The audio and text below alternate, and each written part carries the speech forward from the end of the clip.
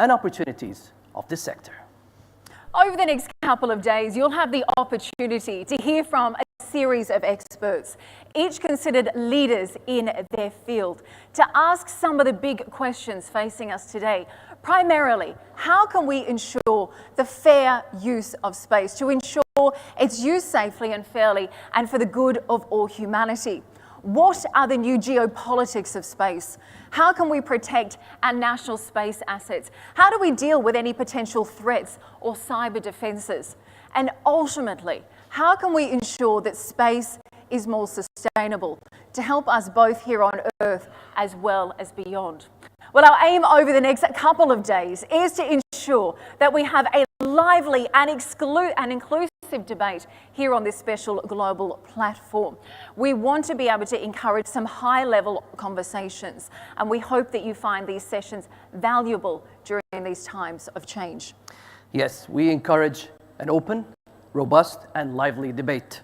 We want to truly tackle the issues, not merely recognize their existence. Our aim is to provide a basis for concrete action in the development of a collaborative and cooperative global sector. We are truly delighted to be able to welcome some of the top space nations in the world, as well as a number of leading players from the public and the private and public sector as well. Of course, with all of that in mind, we do have a little bit of housekeeping for you today. We would ask that you kindly join us promptly for the start of each session to ensure that we can get the most from these valuable conversations. And we would also ask that you please place your mobile phones on silent when you join us here. Ladies and gentlemen, there will be plenty of opportunities for interaction with the panelists on stage. Please don't be backward in coming forward. This is all about your voice, and we value each and every contribution you have to make. So on that note, we are delighted to begin the debate today.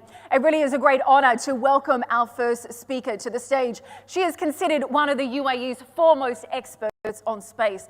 She has been responsible for the country's remarkable achievements in this sector so far. From everything from sending the first Emirati into space, from sending the Hope probe to Mars, the UAE's lunar mission, and more. She has said, there is no doubt we are standing at the dawn of a new space era.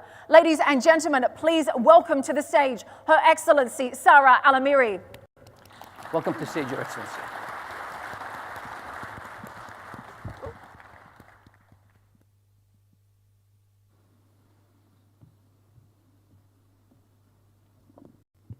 Assalamu alaikum. A very good morning to our distinguished guests, ladies and gentlemen. It gives me a great pleasure to welcome you to this first Abuظbي space debate.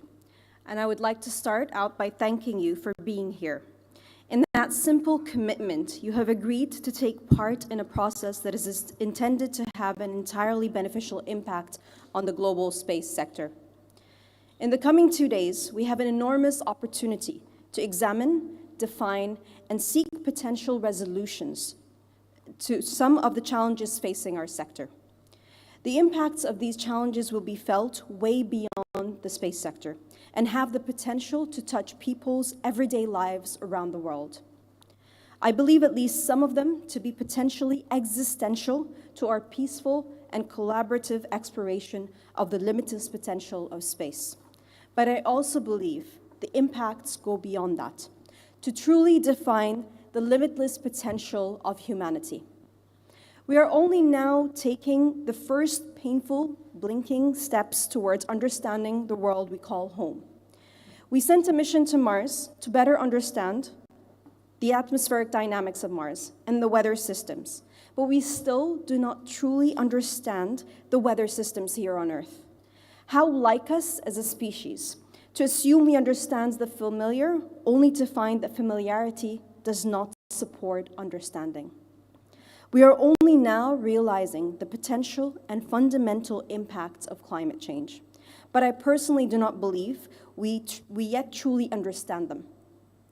Understanding requires information. It requires hard data. It means combining data sources, better integrating observations, working together to challenge each other, to help each other. We need to know more, recognizing that climate change exists, is a thing, has taken us decades, even as the data stared us in the face. Recognizing what it means remains guesswork 99% of the time. Earth observation technologies are going to be totally critical to the effort moving forwards, just as they are undoubtedly set to play a critical role in mitigating the negative impact of climate change moving forwards. But it's not just climate change. It's global navigation systems, it's communication networks, and yes, it's security and defense technologies. There are new actors, and there are also new challenges. We have moved from the bipolar world of the Cold War and its space race to a multilateral world where some 70 nations are today considered space capable, where a fast-growing private sector is taking an increasing role, and where global tensions have threatened some of the most cherished aspects of our great sector. The challenge of space debris is one we have been kicking down the road, but every kick of the can is now $1 trillion in additional remediation cost. It would be no surprise, but it's not time to act. It's already too late to act. That is not an excuse for inaction. It's a clarion call. We're dubbing it the new space age, but it hasn't been an overnight change as much as a slow shift in dynamics and change in priorities. Our most important piece of international legislation, the Outer Space Treaty, dates back to 1967. And if CubeSats are now the new PC, driving a desktop revolution, who's playing the role of the outdated mainframe manufacturer? There is an argument, in fact, that some of our legacy private sector players have become over-dependent on large government contracts, while behind them, the new space punks are innovating their way to the top. How do we evolve to ensure that business continues between what exists and what is newly developed so that we can truly realize the potential of private and commercial space? There is currently no global forum where regulators, governments, space commands, agencies, private sector, and academics can come together to take a holistic view of the development of this vital sector. This is where we believe the Abu Dhabi Space Debate, or as we've come to call it as a team, ADSD, has a key and valuable contribution to make in order to further define the development of our sector. I wish you every success in the coming 2 days, and I am delighted to be here with you and committed to doing anything and everything in my power to help you to move this debate forward. Thank you.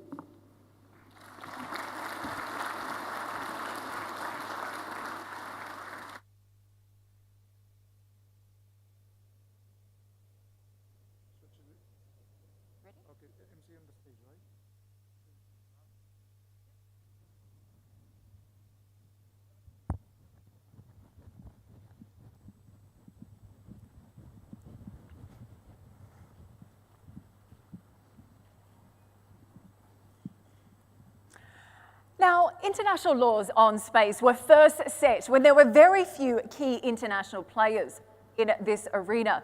However, unlike the space race we saw back in the 1960s, outer space these days has many nation states involved. So with our everyday lives even more dependent on the information that is sent through space, be it medicine, communication, security, and much more. How can we ensure fair access for everyone?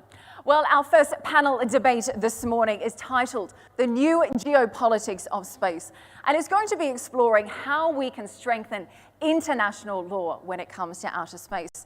We are delighted to welcome our first moderator for this session, BBC journalist and news anchor Stephen Sakor.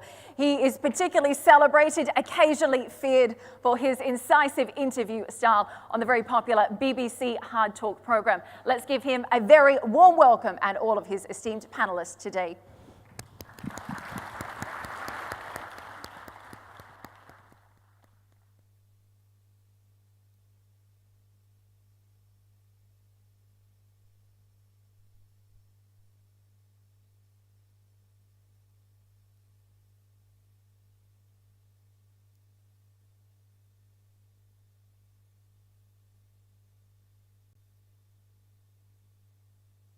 I'm going to...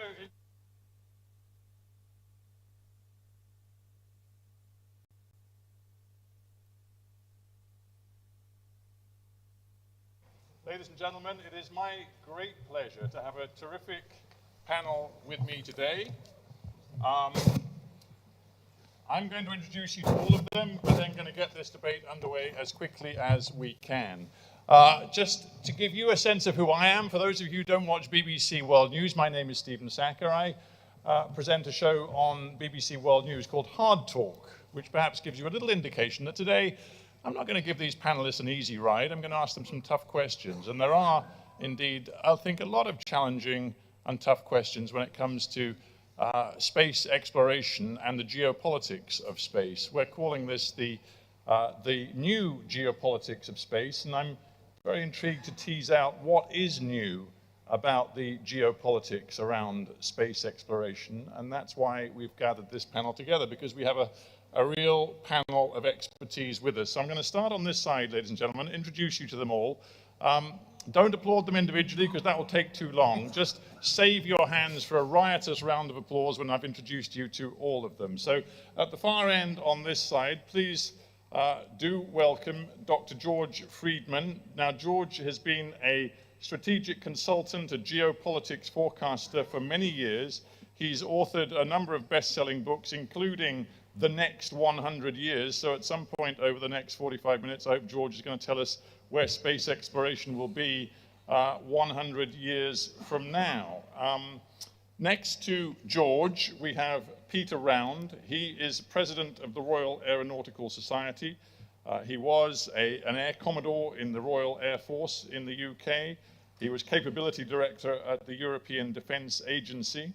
Next to Peter, many of you will recognize His Excellency Omran Sharaf, who is Assistant Minister of Foreign Affairs and International Cooperation for Advanced Science here in UAE. He is chairman of the UN Committee on the Peaceful Uses of Outer Space.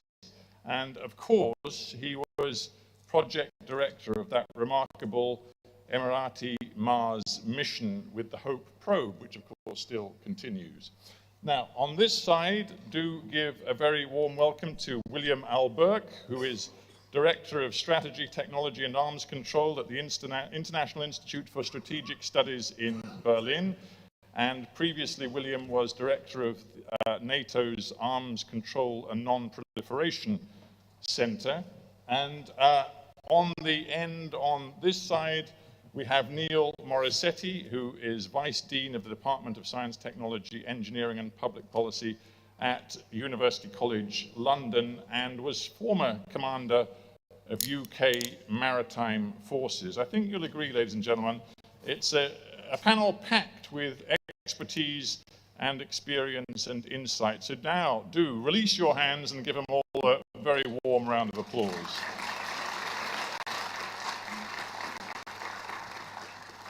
I think as Katie said at the very beginning, we want this to be truly interactive. I know there's an awful lot of experience and expertise amongst you delegates here in the auditorium. So we have roving microphones.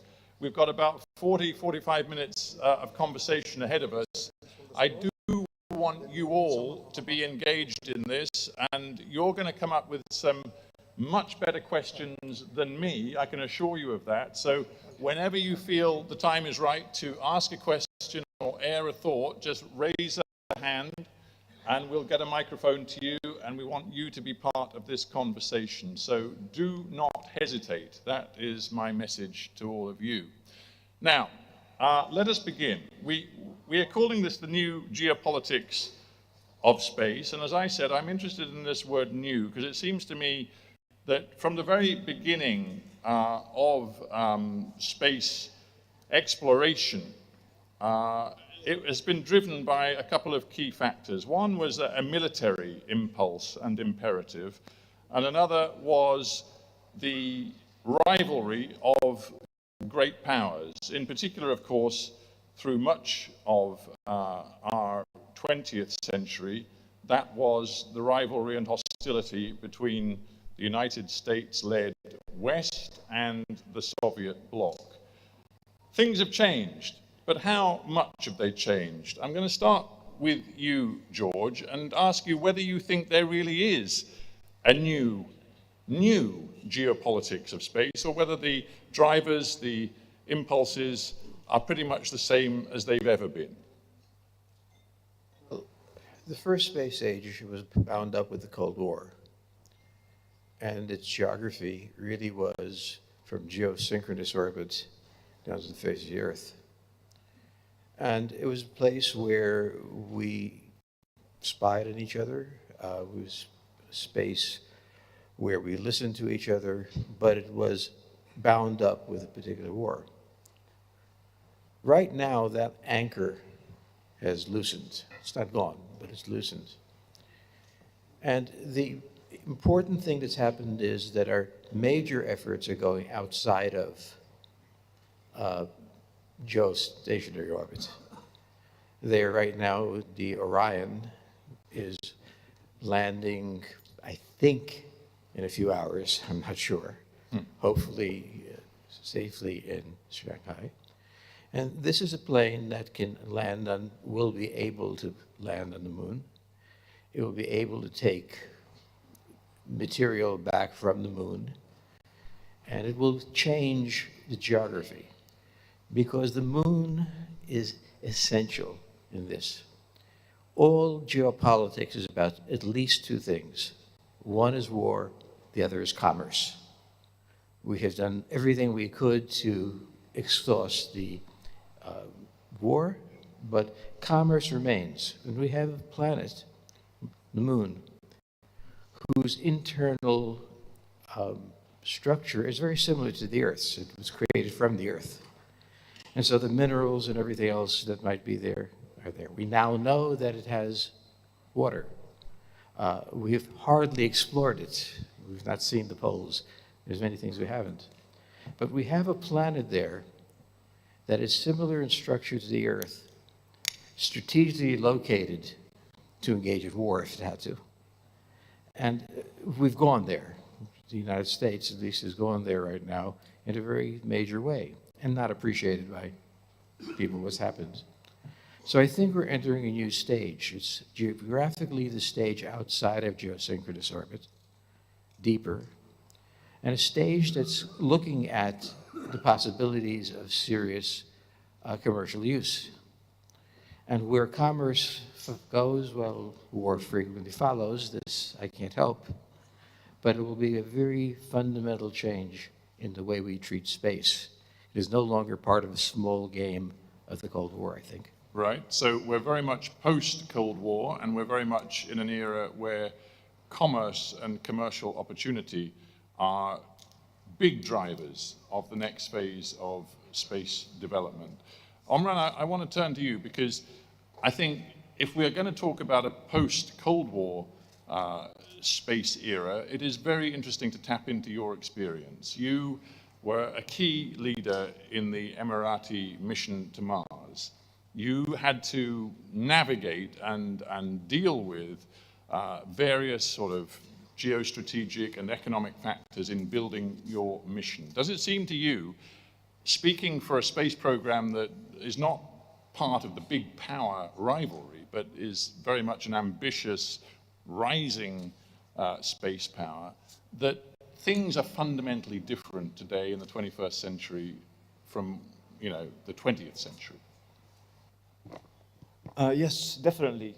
If we look at it, at the landscape today compared to what it used to be in the past, it's very, very different.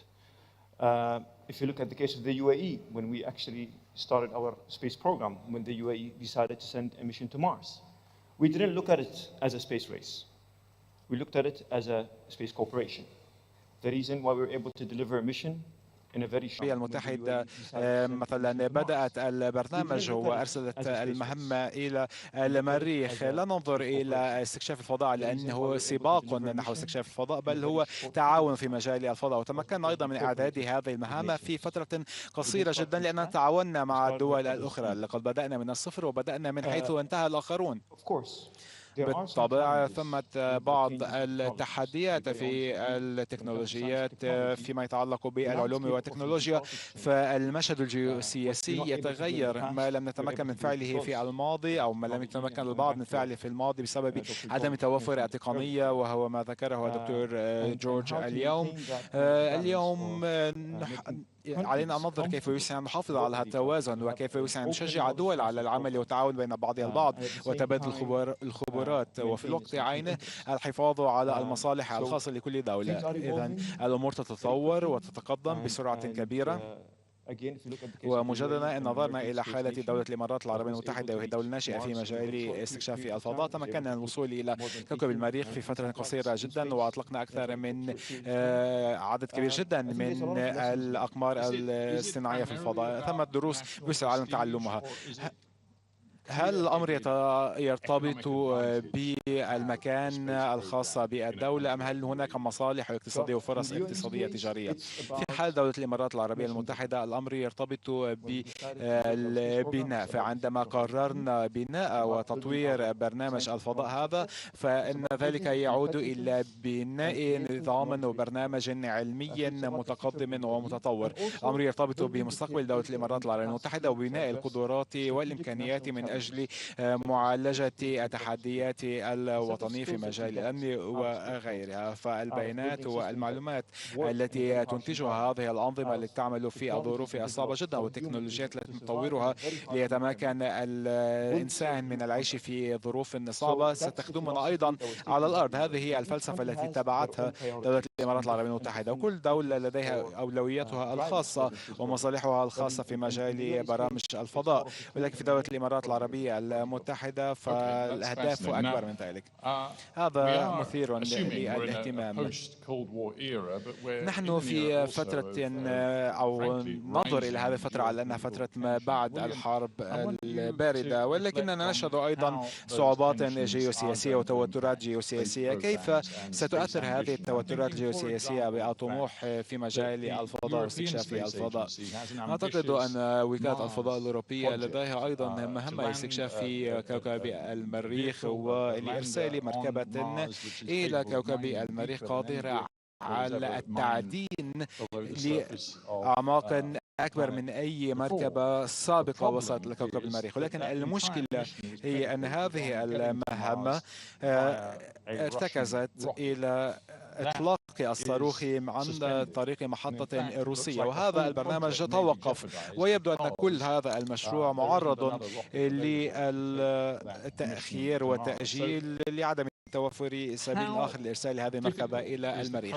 إلى أي درجة يشكل الوضع الحالي والمشهد الجيوسياسي المتوتر ما بين دول الغرب وروسيا، وأيضا ما بين دول الغرب والصين، تشكل إشكالية في هذا القطاع؟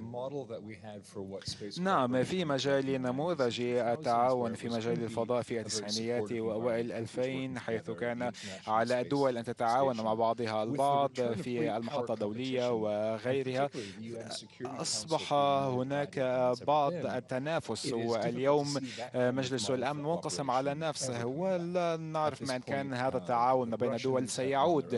فاليوم لروسيا توجهاتها الخاصة في مجال التعاون الدولي، فمتى العديد من العقوبات المفروضة التي تعيق بعض جوانب الاقتصاد الروسي، وأيضا القرارات المختلفة. اليوم الصين تحاول أن تصبح من القوى الأبرز وأن تنافس الولايات المتحدة الأمريكية. إذا ننظر إلى تنافس على المستوى الدولي. في الوقت عينه لدينا مشاركة كبيرة ومتزايدة لدول عديدة من حول العالم في استكشاف الفضاء، وليس فقط الدول ولكن أيضا الشركات، وهذه محطة جديدة وجوانب جديدة علينا ننظر إليها. كيف يسعنا أن نوازن ما بين المصالح المساحة الدولية، ما بين التنافس بين الشركات والدول والقطاعات المختلفة. لذلك الأمم المتحدة ووضعها للسياسات ستكون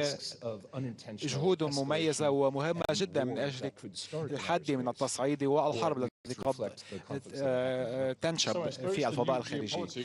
إذا أعتقد أن العناصر الجيوسياسية الجديدة قد تكون خطيرة وقد تكون أيضا نوعا ما مختلفة عما كانت عليه في الستينيات والسبعينيات. في الستينيات والسبعينيات كان التنافس ثنائيا ما بين طرفين يشاركان في هذا التنافس في استكشاف الفضاء. أما اليوم لدينا العديد من الجهات الفاعلة والقوى الفاعلة. لدينا دول كبيرة لديها مشاريع وبرامج، ولدينا أيضا قوى متوسطة وصغيرة وجهات فاعلة من غير الدول، وأيضا لدينا واحدة من أكبر الشركات في العالم، وهذه الشركات مقتنعة من وجود فرص لدر الأرباح من استكشاف الفضاء. اليوم هل المجتمع الدولي قادر على وضع اللوائح التنظيمية لهذه الجهود والحرص على استمرارية واستدامة وأمن هذه البيئة غير المتوقعة في الفضاء؟ هذا السؤال يطرح تحديات عديدة. أعتقد أنه إن نظرنا إلى عناصر وملامح أخرى للمجتمع اليوم، أعتقد أن هذه العناصر لا تنحصر فقط في قطاع الفضاء، بل هي متوفرة في كل قطاعات حياتنا اليومية. في واقع الأمر علينا أن ننظر إلى ما هو ممكن في الواقع، علينا أن ننظر إلى السلوكيات التي بيسعنا الاتفاق على أنها مقبولة في الفضاء، وعلينا أن نحرص على الالتزام بها. إن نظرنا إلى الاتفاقيات التي تشمل أكثر من 70 دولة، فإن هذا الأمر قد يكون مضيعا للوقت، ولكن علينا أن نجري الحوار، وعلى الدول أن تشارك في هذا الحوار وهذا النقاش، وأن تدفع الدول الأخرى إلى الامتثال بالمعايير والعناصر المحددة لاستكشاف الفضاء. كيف بيسعنا ديمقراطية استكشاف الفضاء؟ ولكنك قلت بأن هذا الأمر بشكل مضيع للوقت. لا أعتقد أنه قد يكون المضيع للوقت البحث عن اتفاقية تشمل جميع الدول، يعني لن نحصل إلى ذلك. قد نتمكن من تعزيز أو تطوير اتفاقيات موجودة، ولكننا علينا أن نلتزم بالمعايير الموضوعة سابقا. أنا صحفي، ربما أميل إلى نظرة سوداوية نوعا ما للواقع، ولكن إن نظرنا إلى الأمم المتحدة اليوم وإلى الدرجة التي تبدو فيها الأمم المتحدة غير فعالة في إيجاد أو وضع المعايير والقواعد للنظام العالمي، بيسع المرء أن يقول أنه إن كانت الأمم المتحدة هي الأداة أو الوسيلة التي ستدفع إلى تنظيم والحرص على أمن واستدامة منظومة وبرامج استكشاف الفضاء في المضي قدما، أعتقد أن أملنا سيخيب. وإن أردنا أن نجمع أكثر من 192 دولة فهذا الأمر سيخيب أملنا. ولكن في حال جمعنا 70 دولة نشطة في مجال الفضاء، فإن هذا الأمر قد ينجح على المستوى الإقليمي. ولكن فكرة الوصول إلى اتفاقية عالمية دولية أعتقد أن هذا الأمر قد يكون صعبا. ولكن كيف يسعنا أن نبدأ؟ كيف يسعنا أن نبني الأسس والركائز للقرن التالي من استكشاف الفضاء؟ علينا أن نفعل ذلك بشكل تعاوني. وكيف يسعنا نفعل ذلك بشكل تعاوني وأن نضع جانبا العدائية ونتفادى أيضا ترك المخلفات الصناعية والمعدنية في الفضاء بسبب عدم توفر اللوائح التنظيمية. كيف نبدأ هذه الجهود؟ شكرا جزيلا على هذا السؤال. في البداية أعتقد أنه علينا أن نركز على التعاون. إن نظرنا إلى رحلاتنا في استكشاف الفضاء ونظرنا إليها على أنها ذات أهداف عسكرية، وعلينا أن نغير هذه النظرة ونركز على الأهداف التجارية وعلى استكشاف الفضاء لما يخدم الكوكب، كوكب الأرض اليوم، والحرص على استدامة هذه الأرض. علينا أن ندرك أن الفضاء هو في بادئ الأمر مسألة مهمة جدا بالنسبة لنا في الأرض، فعلينا أن نعزز التعاون بين الدول التي لديها وصول إلى استكشاف الفضاء.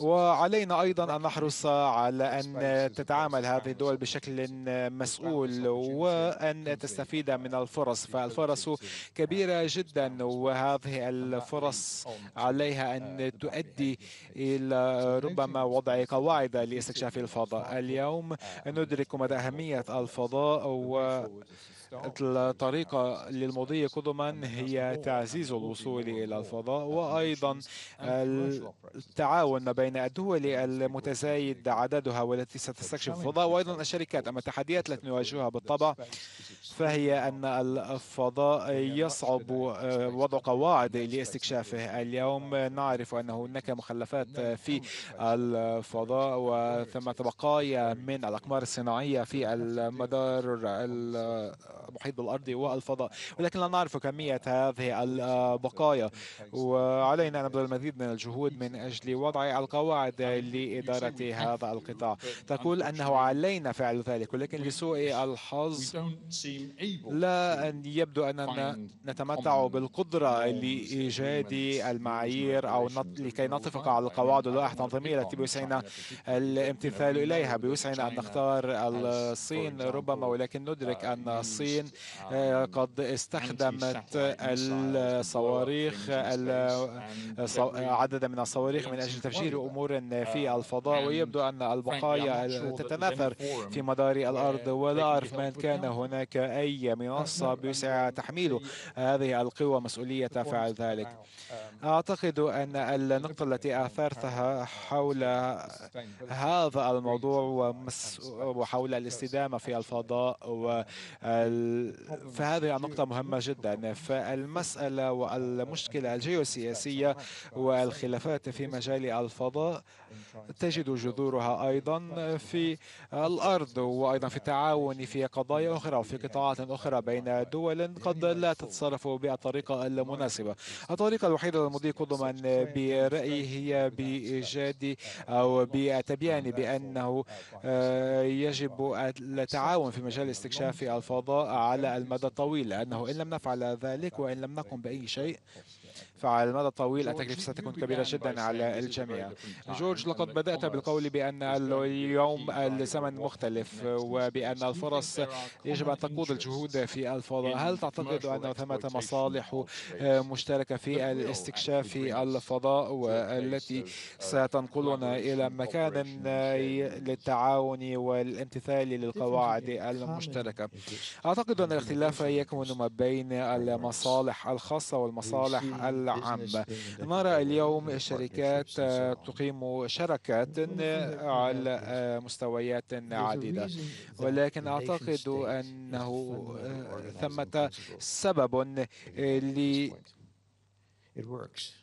عمل الدول وتعاون الدول فيما بينها، وهو أن هذا التعاون الناجح وهذا الأمر يسمح للمواطنين بأن يكون لديهم نوعا ما القدرة على التأثير في القرارات. هل التناغم على المستوى العالمي لن يحصل؟ بوسعنا أن نقول بأنه يجب أن يحصل هناك تناغم ما بين الدول على المستوى العالمي، هذا أمر طبيعي، ولكن إن سألت الدول وطلبت من هذه الدول أن تضحي بمصالحها وبمشاريع خاصة بها، فهذه الدول لن ترغب بذلك، لأن الدول الأخرى لن ترغب بذلك. فالفشل في الامتثال بالقواعد الدولية يتكز إلى واقع أنه من الصعب جدا أن يتم التوفيق ما بين المصالح المتباينة للدول في العالم، وشاهدنا أنه في بعض الأحيان قد تكون المصالح متشابهة أو مشتركة، في بعض الأحيان قد لا يكون الأمر كذلك، ولا نستطيع أيضا أن نقول بأن هذا الأمر بيسعنا نقول بأن هذا الأمر غير مناسب، ولكن علينا أن ندرك أيضا أنه ثمة عنصرين في العلاقات بين الدول. أولا التجارة والحرب. بيسعنا أن نخفف من وطأة الحرب أو نتفاداها، ولكن في نهاية المطاف عندما يتم شن هذه الحرب علينا أن نقاتل من أجل دولنا. هذا الأمر لا يعني أنه علينا أن نتفادى القواعد. بيسعنا أن نمتثل إلى القواعد من أجل تحسين العلاقات ما بين الدول، وهذه القواعد مهمة، ولكن بشكل عام ووضع قواعد عامة وشاملة لكيفية عمل العالم والدول على مستوى العالم، أعتقد أن هذا الأمر لن يطبق. بهذه النقطة أود أن أقول للجميع بأنه ثمة خبرات عديدة في هذه الجلسة، والكثير من الممثلين الذين يعملون لصالح وكالات وهيئات لاستكشاف الفضاء ولشركات وهيئات حكومية وغير حكومية تعمل في مجال استكشاف الفضاء. في حال كان لديكم أي أسئلة حول السنوات 50 أو 70 القادمة في مجال استكشاف الفضاء وكيف سيؤثر العنصر الجيوسياسي في استكشاف الفضاء، أود أن أدعوكم لرفع اليد لطرح السؤال والإدلاء بدلوكم. في حال كان لديكم أي سؤال أو أي تعليق بيسعدكم أن تفعلوا ذلك. نحن سنستمر في هذا النقاش. ارفعوا يدكم وسأمرر لكم المذياع. إذن فلننتقل الآن إلى هذه المداخلة. سنعطيك المذياع.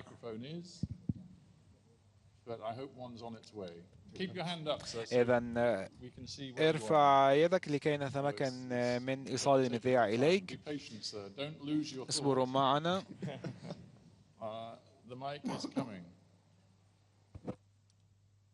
By the time it gets to you, you may well be regretting that you raised your hand in the first place. It's slow, but it's sure, and he's almost there. We have the إذن المذياع أصبح على مقرب منك. Thank you very much. Can you hear me well? Yeah. شكرا جزيلا. اسمي أدريان جوزمان وأنا من وكالة الفضاء المكسيكية. أود أن أقول أنني قد تدربت كعالم، ومن النقاشات والحوارات التي أجريتها مع العديد من زملائي في الوكالة هي الحديث التالي: عندما نفكر بإيجاد حلول للمشكلة علينا أن نفكر خارج الصندوق في بعض الأحيان، وأيضا أن نفكر من خارج الحدود التي اعتدنا عليها. وعادة ما نتحدث عن الحدود عندما نتحدث عن المسائل الجيوسياسية، وأعتقد أنه ثمة هذا الصندوق وعلينا أن نفكر من خارجه. أما من الأمثلة التي أود استخدامها والإشارة إليها عندما أتطرق إلى ما ذكره وتم ذكره، هو أنه علينا أن ندرب الجيل التالي ليفكر ليس فقط في مجال العلوم ولكن أيضا في أي قطاع أو أي مجال، أن يفكروا خارج الصندوق والحدود المتعارف عليها. وهذا مثال عام بوسعنا أن نحققه في استكشاف الفضاء. نستكشف السيناريوهات المختلفة التي لم نستكشفها سابقا كبشر، واليوم كيف بوسعنا أن نطور وندرب هذه الجهود ليس فقط في مجال العناصر الجيوسياسية ولكن كيف بوسعنا أن نفكر من خارج الصندوق. وهذه النقطة مهمة جدا لكي نتمكن من العمل معا ولوضع السياسات ولتطوير العلوم وتطوير البرامج الجديدة. هذه نقطة مميزة جدا ومذهلة. نظرنا إلى هذه الجلسة نرى أنك ربما من أصغر المتحدثين، وقد حققت الكثير في هذه المهمة، مهمة الفضاء، ولقد حققت نجاحا كبيرا في برنامج الإمارات لاستكشاف الفضاء. كيف تطورون عقلية منفتحة قائمة على التعاون مع زملائكم، وكيف تفكرون من خارج الصندوق ولا تحصرون أنفسكم فقط في حدود التي التزم بها العلماء السابقون. أود أن أشير إلى أنه لا نستطيع تفادي العنصر الجيوسياسي فيما يتعلق بالتقنية والتكنولوجيا. التكنولوجيا، فهذا العنصر سيظل موجودا، سيؤثر بعملنا. وهنا تبرز أهمية الدبلوماسية العلمية وضرورة التعاون والتنسيق ما بين النخبة العلمية وعالم السياسة. في دولة الإمارات العربية المتحدة ما قمنا به هو الشفافية. نحن شفافون جدا، برنامجنا شفاف للغاية، نحن شفافون في نوايانا وفي غاياتنا، وأيضا لدينا خريطة الطريق لبرنامج الفضاء الخاص بنا ومصالحنا الوطنية.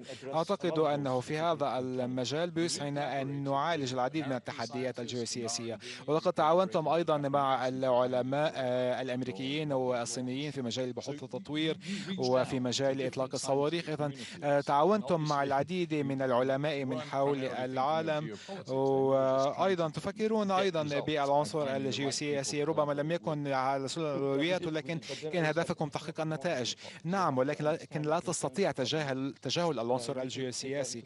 علينا نأخذ هذا العنصر بالحسبان وأن نفكر بكيف بوسعنا التعاون مع الدول المختلفة لحماية مصالحنا والدفاع عن مصالحنا، وفي الوقت عين التمتع بهذه المرونة لتحقيق مصالحكم وتلبية احتياجاتكم في هذا القطاع في الوقت المحدد.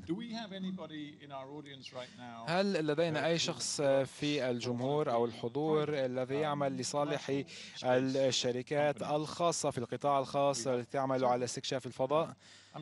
إذا لدينا عدد كبير من الممثلين عن هذه الشركات. سأعود إلى الأسئلة. هل المستقبل سيركز أكثر على القطاعات والشركات الخاصة كقوة الدفع الأساسية؟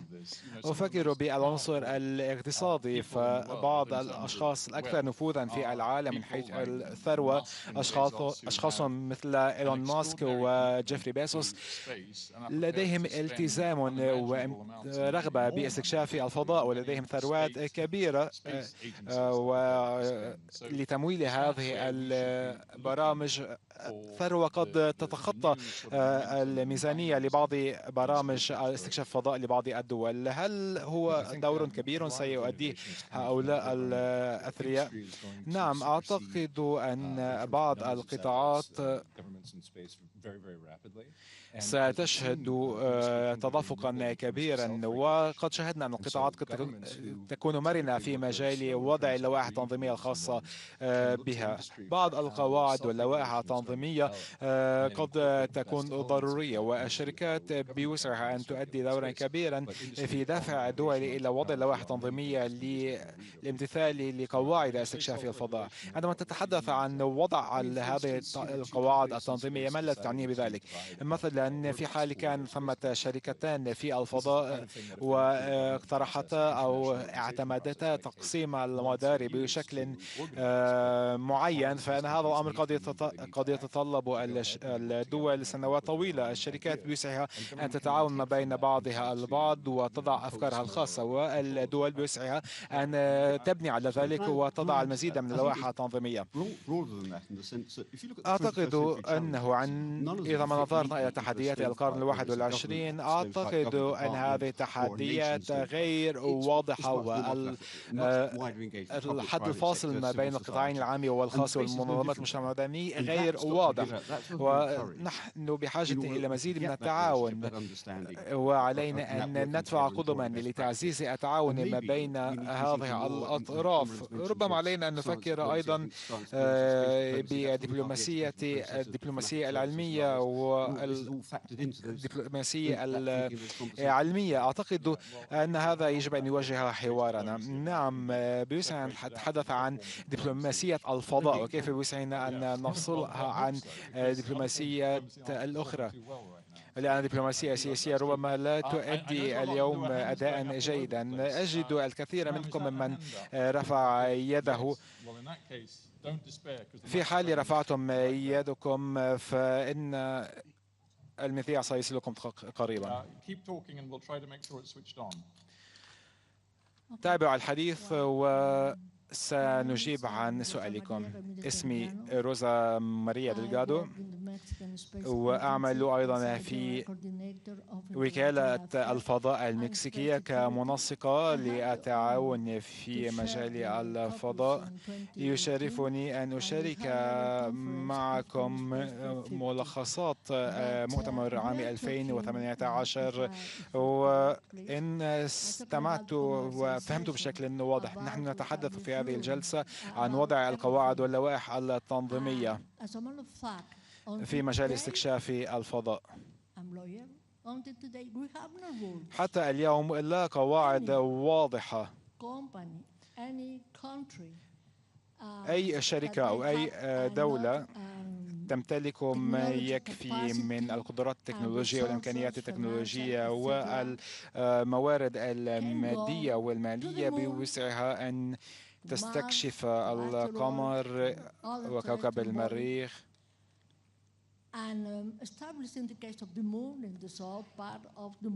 وأيضا أن تطلق مهمات للذهاب إلى الفضاء. ما من قواعد واضحة تتحدث عن بناء الركائز.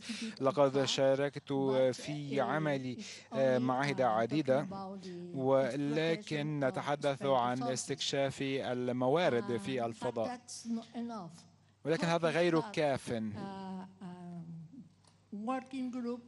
كان هناك مجموعة عمل لوضع قواعد ولوائح تنظيمية بغضون 5 سنوات، وفي نهاية المطاف هذه ستكون لوائح تنظيمية غير ملزمة. سأحاول أن ألخص ما تحاولين قوله. نعم، ما من قواعد موضوعة الآن، نعم، ولكن هذا الأمر مهم لأننا نتشارك هذا الكوكب. وما من قواعد اليوم. لدينا اتفاقيات موضوعة ولدينا اتفاقيات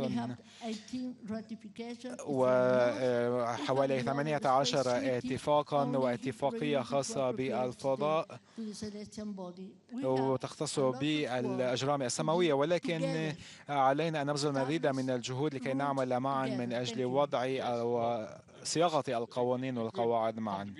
نعم، شكرا على هذه المداخلة القيمة جدا، لأنه ثمة الكثير من الحديث حول هذا الموضوع، ولكن كما تفضلت ما من قواعد موضوعة أصلا، وثمة الكثير من الاتفاقيات والجهود المبذولة من أجل وضع هذه القواعد، ولكن العديد من الدول لا تمتثل لهذه القواعد، وأيضا تطبيقها صعب جدا.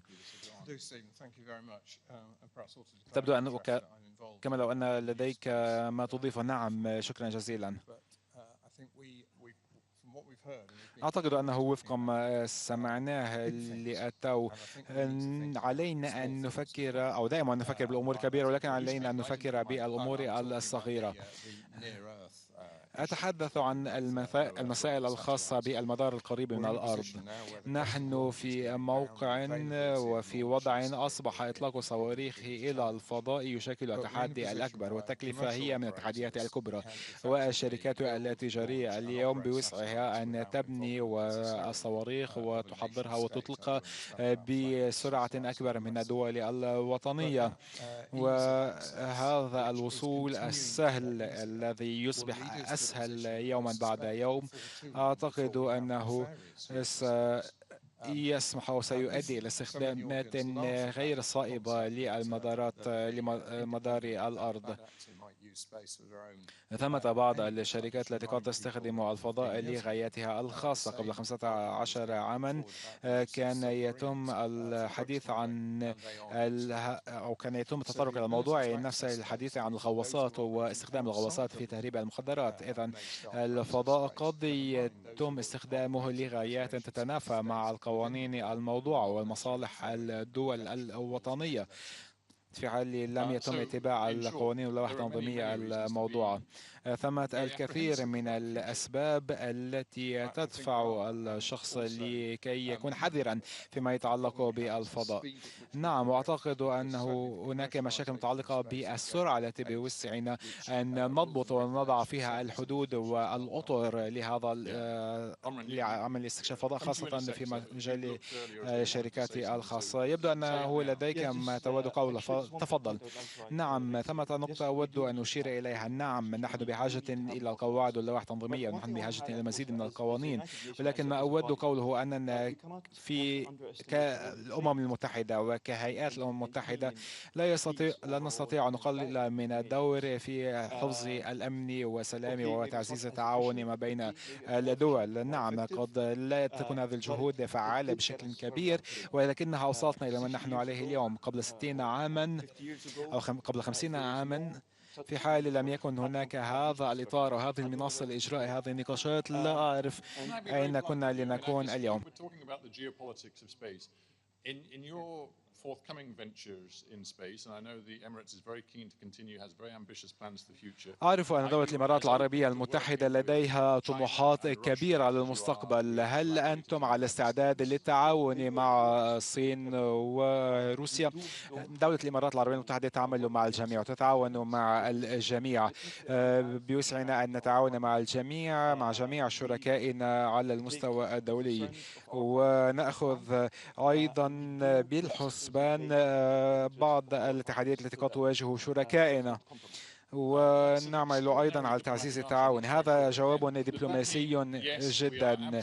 هل أنتم منفتحون على التعاون مع موسكو وبيجينغ؟ نعم، نحن نتعاون مع الجميع وتتعاونون في المجال العلمي مع الجميع.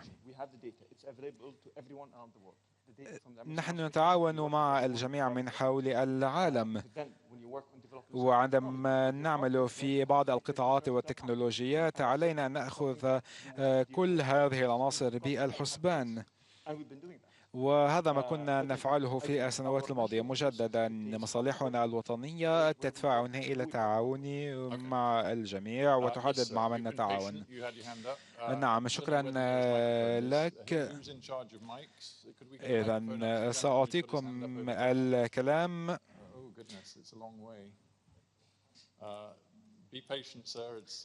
اصبر معنا رجاء، سيصلك المذياع قريبا.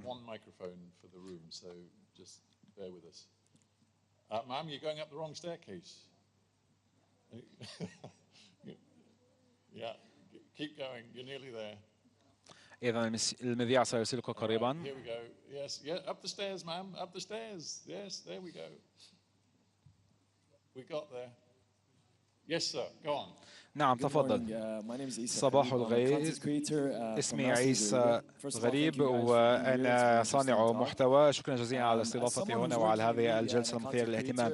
كشخص يعمل في مجال الإعلام وصناعة المحتوى، يقضي عملنا بتسليط الضوء على بعض المواضيع وبعض الشخصيات والمسؤولين، ونحاول أن ندفع الناس إلى الاهتمام ببعض المواضيع. فيما يتعلق بالفضاء، تمت الكثير من المسائل المثيرة للاهتمام والتي تحظى بالشعبية، مثل الاحتباس الحراري والتغير المناخي والفضاء وغيرها.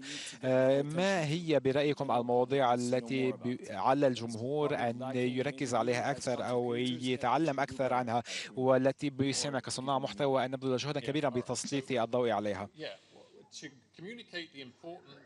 نعم، بالحديث عن أهمية استكشاف الفضاء وما هو المحتوى الذي يثير شغف الناس أو يثير اهتمام الناس. لدينا أشخاص من حول العالم يدركون أهمية الفضاء. كيف يسعنا أن نعزز هذا الشعور لديهم؟ هذا السؤال موجه إلى أي منكم؟ هل من شخص آخر يرغب بالإجابة؟ في حالتنا وكما قلت، فإن الرسائل الخاصة بمهمة استكشاف المريخ كان لديها استراتيجية واضحة، وهي إشراك الشباب وتغيير الثقافة في النظر إلى البحوث والتطوير في الدولة وتعزيز الاهتمام بهذه المواضيع. إذن علينا أن نجعل المسائل أوضح وأسهل للجميع. أن تحدثنا عن برامج الفضاء، لا يجب أن يكون المرء فقط عالما في هذا القطاع لكي تثير هذه المسائل اهتمامه.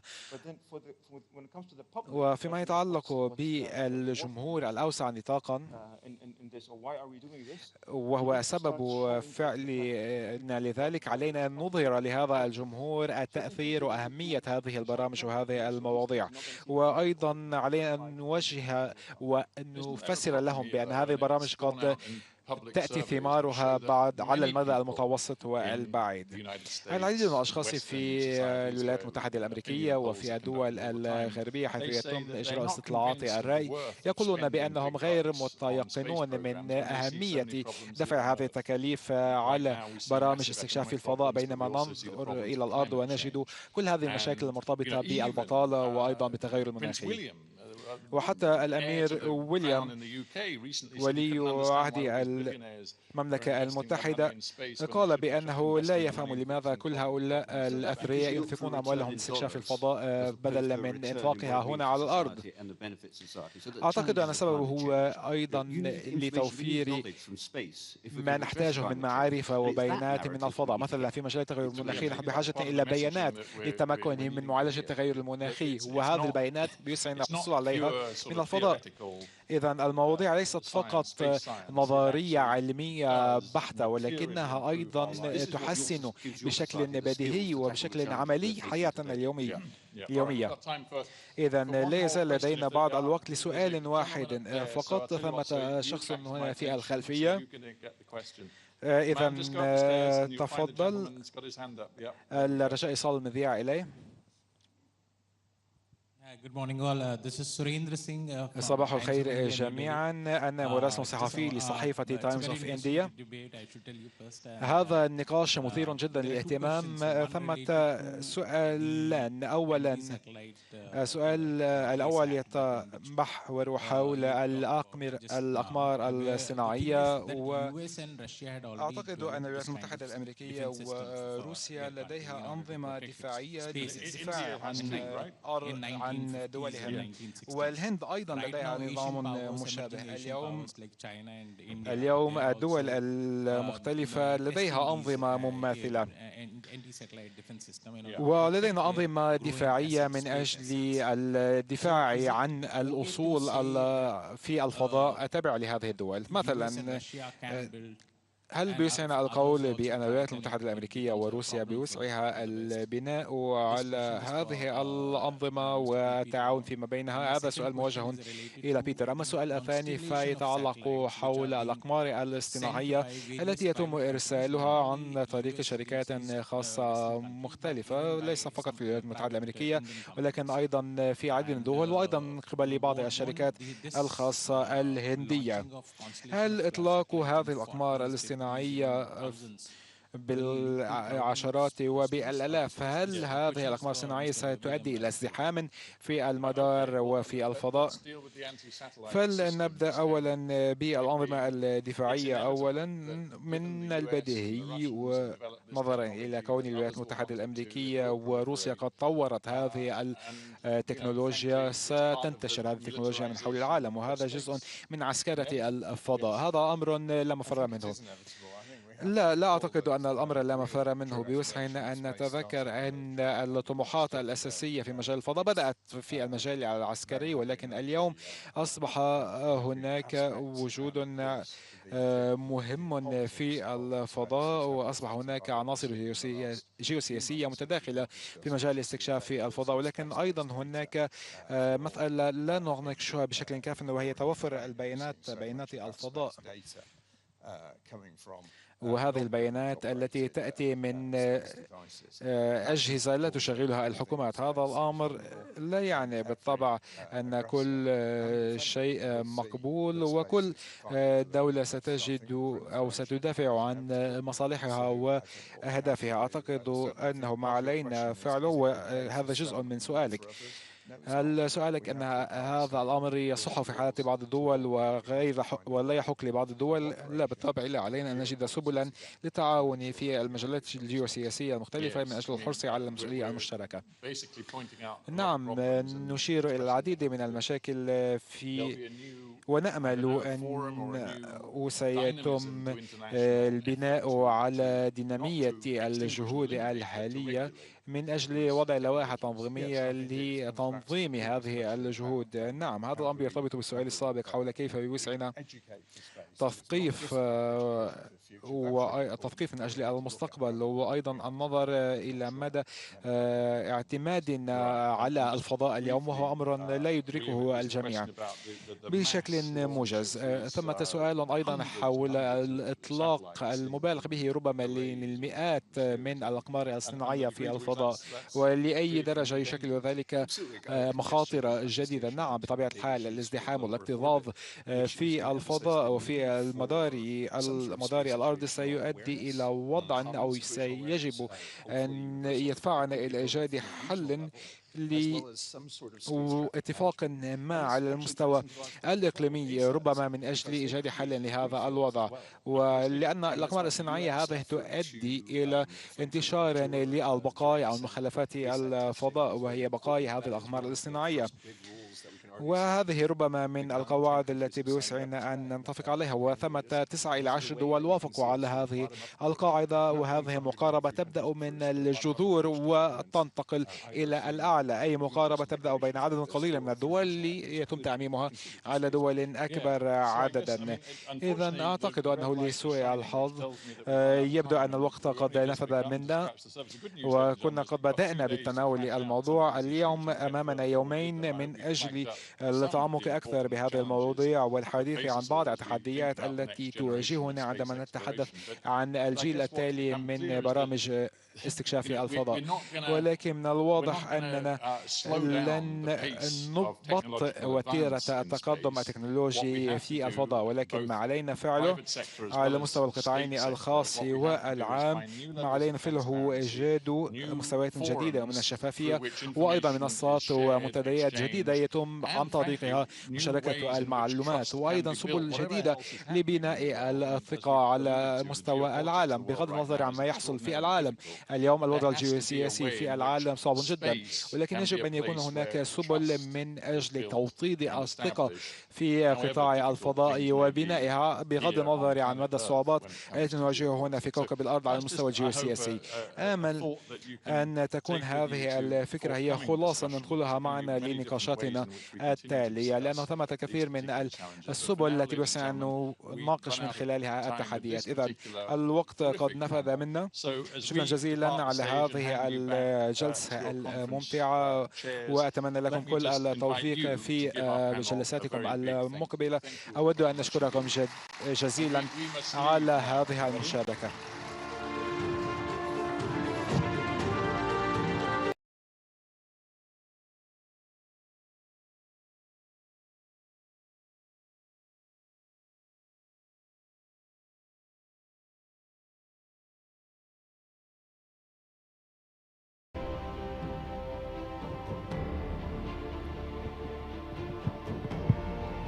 Thank you, Stephen, and a very special thank you to our distinguished panelists. Certainly some fascinating insights this morning. Well, space development has reached an inflection point, transitioning from a phase of discovery to phases of commerce and security. And as companies and countries continue to harness new technologies in order to push new boundaries, our focus must now be on how we can create a future that is secure as well as prosperous. So with that in mind, we are very pleased to introduce our next panel today. Our next panel is dedicated to ensuring the stability of national space assets. We're very pleased to welcome our moderator for this session, Mr. William Alburki. He is the Director of Strategy, Technology and Arms Control at the International Institute for Strategic Studies. We're delighted he is also joined by Dr. Robin Gaith, the Director of the United Nations Institute for Disarmament Research, as well as Brigadier General Terry Blanc, the Deputy Commander of the French Space Command. We are also very pleased to welcome Colonel Kazuki Tamai, the Commander of the Space Operation Group at the Japan Air Self-Defense Force, as well as John Hill, the Deputy Assistant Secretary of Defense for Space and Missile Defense at the US Department of Defense. Ladies and gentlemen, please let's welcome our panelists today.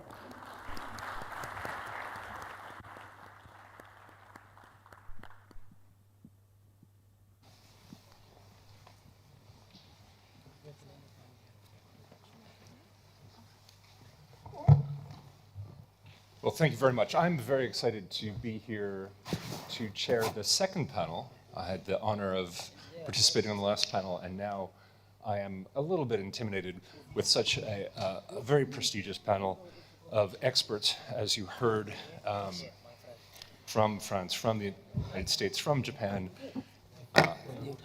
and from UNIDIR. Some excellent discussions in the previous panel that we could draw upon as well. I'm not going to bother to read the biographies of our speakers. They are well known to many of us in the field. The topic is very important.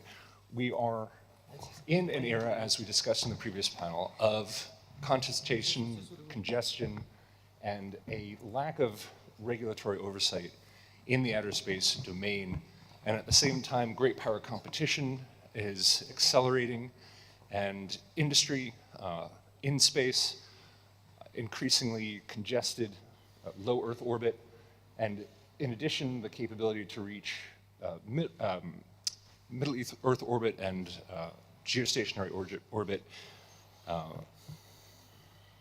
The number of players, the types of players in outer space increasing, and even a possibility not too far on the horizon for non-state actors to reach outer space, something that came up a little bit in the previous panel, which we need to look at. 20 years ago, 30 years ago, the idea of non-state actors having access to guided missiles was fanciful, and now we see non-state actors with precision-guided missiles and using them in combat situations, including in this region. The idea then of a non-state actor, a terrorist organization, or a separatist group having access to low Earth orbit is something that can't be seen as out of the question in the future. So I have a series of questions that we have for the panel, and I would like to start with His Excellency Mohammed Al-Kuwaiti, if I may, the head of cybersecurity for the United Arab Emirates, and ask you, how do you see the role of small and middle-sized nations? UAE is obviously an emerging space actor with a very ambitious set of goals, as we heard from the previous session. So how do you see your role in shaping the security environment in outer space? And in particular, do you feel that the UAE has had a strong voice in ongoing debates in COPUS, in UN-USA, but also in the UN open-ended working group on defining responsible behaviors in outer space? Do you feel that you have a voice there? Do you feel that you have a role in shaping space behaviors? Thank you. Thank you very much for that question, and thank you very much for actually the organizers to bring us all together here to start that debate. And there was a great question actually in the previous panel, where did we start already? What are the main pillars of actually starting that debate, which we're already actually doing it right now? Today we heard UAE is actually already started many of those actions in order to fulfill and contribute, not only from an economical perspective, but also from a security as well as a humanitarian aspects in leveraging these technologies. Her Excellency mentioned a great important aspects of how UAE not only reaching that march for the sake of, again, prestiges in that perspective, but also for the importance of really contributing to the humanity parts in this perspective. Global warming challenges, as well as more other global challenges that we need to actually be a part of that. Knowing all of those challenges and knowing what is the landscapes of all of those challenges actually dictated to the equation of many of this world is actually changes. UAE is a part of many of those important contributions today in the United Nations, for example, open-ended working groups, or even the group of experts, as well as other entities that we actually been participating and working together and really voicing our sound there. And that really helped in not only setting the UAE as a model in contributing and really changing and bringing that model across many of those entities. We did that, as a matter of fact, not only on the space and that perspective, but also in our field, in the cyber security aspects. Cyber security, for example, UAE became number fourth or fifth worldwide in that perspective. And that didn't come out of just really participating in many of those working groups, but actually contributing and bringing a great added value across many of those aspects. Today, in the strategy of cybersecurity, for example, which is similar to that strategy of space, we need always to start with governing many of those policies, setting those rules, policies, laws, legislations, things that we could actually allow these norms to change. And then to start building many of those technologies, building capabilities, building human factors, as well as really enhancing and building those policies, those right policies. We call it, for example, in the Geneva Cyber Convention, and that perspective, and how we ensure a real, safe, and secure environment for everybody once they actually comes and transfer to that digital transformation era that we are already actually on. Then there is the partnership, and that's an important piece that we've been hearing across the previous panels, and I believe in the next 2 days we'll be hearing this a lot. Partnership not only on the private sector or academia or industries. Today the threats are really imminent in many of those aspects, and here we're talking about not a regular IT systems, it's more as an industrial control systems, it's an OT that needs to touch upon many of those security, resiliency, as well as collaborated efforts that need to be actually across many of those aspects of building that critical missions, space-related missions, as a matter of fact. And did our voice is heard here and there? Definitely, I believe. We have contributed in many of those aspects, and we're continuing contributing in that across many of those fields. Well, that's an excellent answer, and I do think you've touched on so many important areas. I mean, cybersecurity of space assets is a very critical issue. And in addition, there's a lot we can learn from the cyber domain in terms of designing governance for outer space. So I think that's excellent. Another domain that it strikes me we can learn for governance from outer space is the governance on the sea and above the high seas.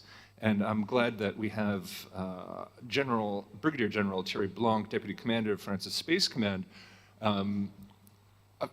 So France's establishment of a space force is very important, and recognizing space as an operational domain has been a critical part of both France's approach to space as well as France's approach within the NATO alliance. I wonder if you could tell me any of the challenges or advantages that you found in establishing the Space Force for France. Thank you for the question. I'm sorry for my voice because yesterday I celebrated the victory of the French football team in the World Cup. Just to come to the question, the French Space Command was set up in 2019, and I was a member of the team of this creation at this time. The Space Command set up in 2019 was based on four principles. The first is and was and is always the same: simplicity. The second is consistency. The third one was visibility, and all this principle for one aim is operational efficiency. Regarding these principles, the following maneuvers was decided. First, we gather responsibilities, we bring together expertise and skills, and we try to play, and we are playing subsidiarity. And therefore, the French Space Command is responsible for many different topics. First, operations. The second is the requirements of operational needs. The third one is cooperation and international relation, training, and generation of skills.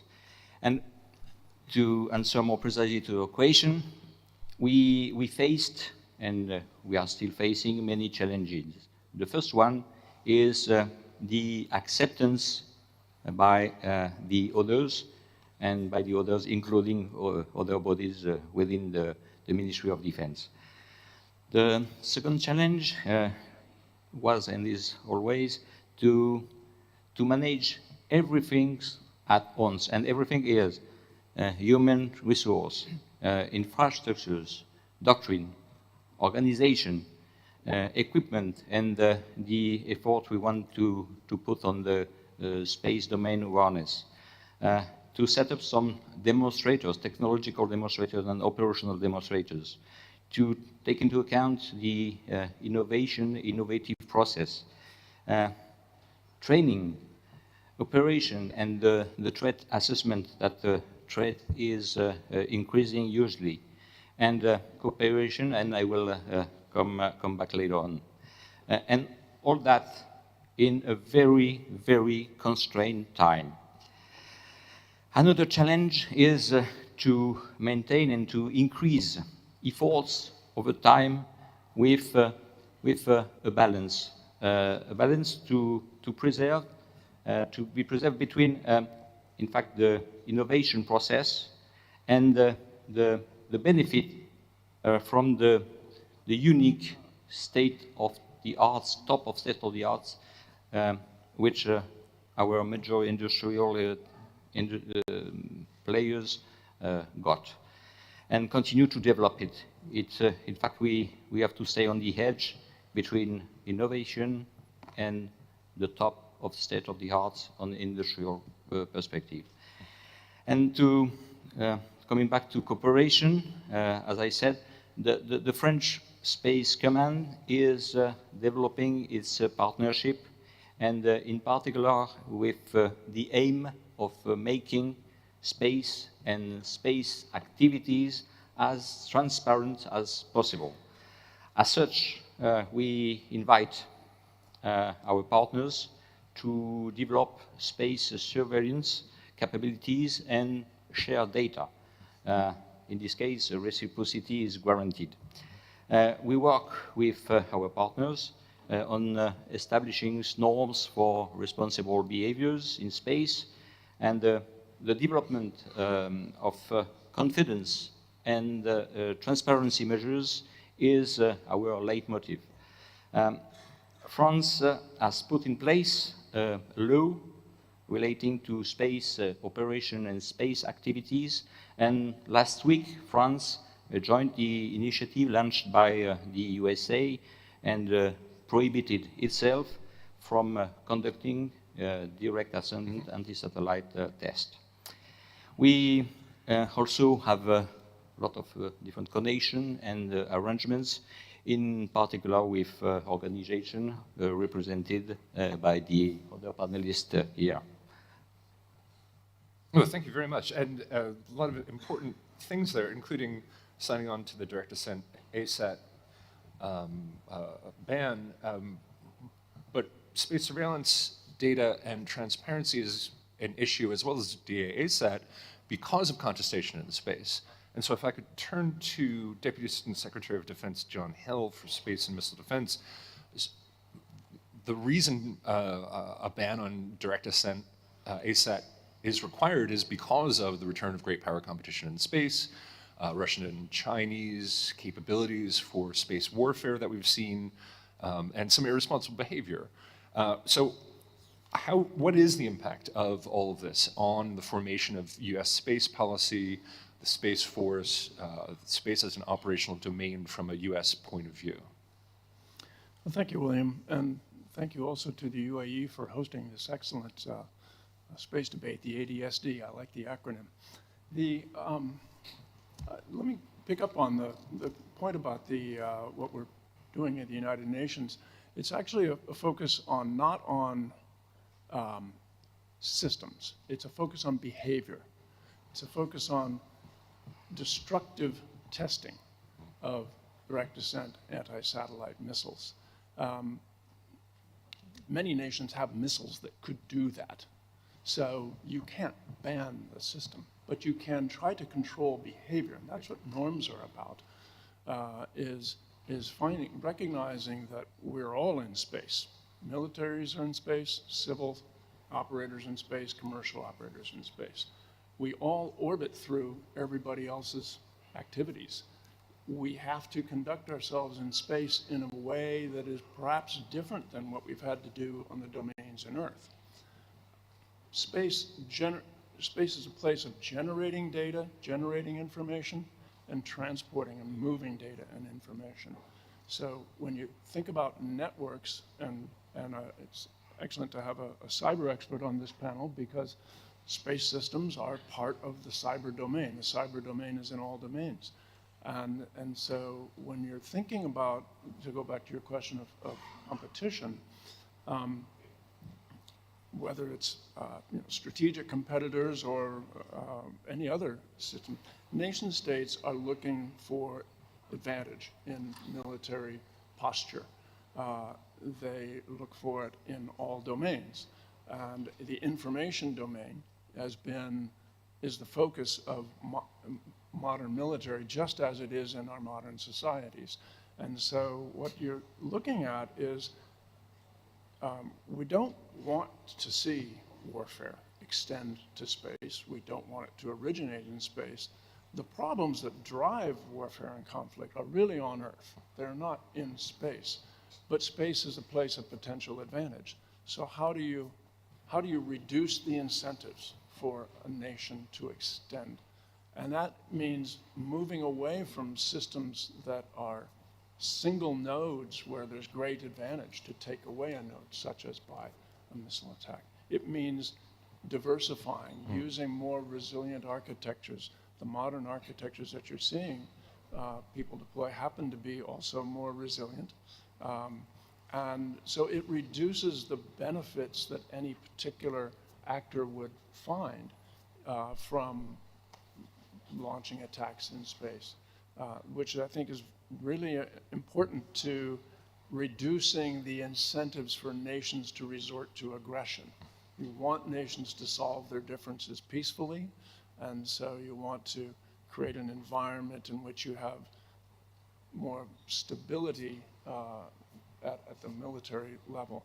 And so whether it's strategic competition among world powers or competition among regional powers, those same principles that underlie military stability also relate in this domain. I think those are really excellent points. You have to get at the drivers of conflict and to disincentivize conflict and projecting that conflict into outer space. And I agree, resilience is going to be very important, which requires distributed assets. I recall General Hyten of Space Force, before he retired, said that we're moving away from big, fat, juicy targets in outer space and more towards resilience, constellations, more nodes, so that you don't have critical points of failure in space. And one of the ways to build resilience, of course, is through international cooperation. So I want to bring Colonel Kazuki Tamai, commander of Japan's Air Self-Defense Force Space Operations Group, into the conversation. Colonel, can you tell me what's your view, what's Japan's view on the changing landscape of international space operations? Do you see lots of room for cooperation regarding technology and security, to build resilience in outer space, to find cooperation? Japan is a technological leader in outer space and in technology in general. Okay, thank you so much. So first of all, so I'd like to try to introduce myself by Arabia. Assalamu alaikum. Ishi Colonel Tamai, Commander of Space Operations Group, Japan Air Self-Defense Force. Shukran jazilan. Ala da wati lil muttama. Satakam lilgata are in Inglaterra. Sorry, thank you. As a commander of Space Operations Group, JASDA, I have 5 perspectives for the changing landscape of international space operations. First, as the space industry develops further, the number of space activity and space objects will further increase. Second, as the private space service develops further, we will see more private space flights. Third, Lagrangian point and cislunar area will be increasingly important for space activities. So we will take advantage of Lagrangian points and cislunar area. Fourth, we will see large-scale development on Moon and the more need to transport large amount of supplies and personnel in space. Lastly, we will see humankind advancement to deep space, such as natural resource exploitation. In order to ensure the stable use of space, it's increasingly important to attain not only space situational awareness, but also acquire space domain awareness capabilities. To effectively perform SDA capabilities, establishing cooperation structure, especially information sharing structure with friendly nations, is an urgent issue for JASTA. Therefore, we need to put a lot of efforts for making the rules necessary for space operational units and for establishing command and control and operational procedures. Considering the fact that there is no border in space, which requires global activity, it's the most important to promote multilateral space cooperation, including military to military and public-private cooperation, not solely depending on space security of a single country. I believe this will lead to the stable and peaceful use of space. Thank you. Thank you very much. Finally, I want to turn to Dr. Robin Geis as Director of UNIDIR, the UN Institute for Disarmament Research, and a very important player in conceiving how we think about rules and norms in outer space. It strikes me that the speakers have all discussed the need for cooperation, the need for rules. I also think it's very important that we combine as a base principle security and stability and sustainability. That often those are separated out, UN-USA and COPUS. But when we look at rules and norms, I think security and sustainability have to be part of the same conversation. So from the United Nations point of view, how do you see these efforts to improve governance of outer space? How do you see the UN Open-Ended Working Group and all the other efforts going forward on making sure that space can be sustainable and accessible to all? Yeah, thank you. Thank you, William. Warm thanks I do, of course, to the UAE for convening this space debate. It's a great pleasure to be here in Abu Dhabi. So I think for the United Nations, first off, an important role that it has is instilling a sense of urgency. I think to the many challenges that we're clearly facing in the outer space domain. If anything, dynamics point towards an arms race and not towards a race for peace at the present juncture. I think, for example, the UN Summit for the Future in 2024 is an important opportunity to elevate these discussions to an even higher political level and hopefully give them the momentum that they need, because after all, there are so many benefits for humanity to harness in outer space, we cannot possibly compromise the peaceful uses. That's one. Another is, I think, the minister in her opening remarks, she alluded to this need for a holistic view that we need to take on the many multiplex challenges and dynamics we're facing in space. And this debate today contributes to this, but I think the UN has an important role as being that hub that can bring together the various stakeholders involved, that can really think hard about effective multi-stakeholder approaches, harnessing the knowledge that we find in the private sector. It's, become a platitude to say how important the private sector commercial activities are, but they will increase by orders of magnitude in the space domain, and we have to find good ways of channeling that expertise and knowledge also into the policy debates in meaningful ways. And then I think the previous panel, if I may, was a bit critical of what the UN can achieve, and the treaty is not in sight. And yes, that's true. We're not naive about this, of course. But it's also true that there's a lot of things we can do. Of course, further down the road, a treaty might become possible. But I think when dealing with a multiplex, multipolar security environment, we cannot possibly put our eggs in just one basket. It's not an all or nothing approach. It's not either it's a treaty or nothing else. If a treaty is not in sight just now, then there's so many other things we can do. The UN has a great role to play to socialize and cultivate common understandings about the type of threats we're talking about. It has an important role in protection issues. What assets do we actually want to protect? In understanding the complexities of the repercussions and ripple effects the loss of space capabilities would mean on different civilian commercial services on Earth. There's a lot to do there still, and I think the UN and its expertise and its hub function, again, bringing together multiple actors to discuss these items, there's a lot that can be done in that regard. Just to follow up, so the UN is very good at bringing together nation states and has often brought in civil society, for instance.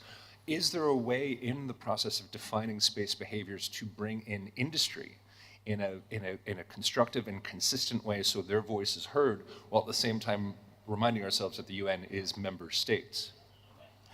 Certainly, I mean, the UN is a member states when it comes to treaty making, and no one is putting that into any question. But in terms of collecting knowledge, compiling knowledge, the UN has an increasingly important role to play as the challenges we're facing have become so complex and interconnected. And yes, of course, there's various opportunities and ongoing efforts to bring in the private sector side. Our institute, UNIDIR, together with UNODA, we're hosting industry dialogues with this industry community in space. The doors are open to engage more of these actors. We're really working hard to compile that expertise and knowledge.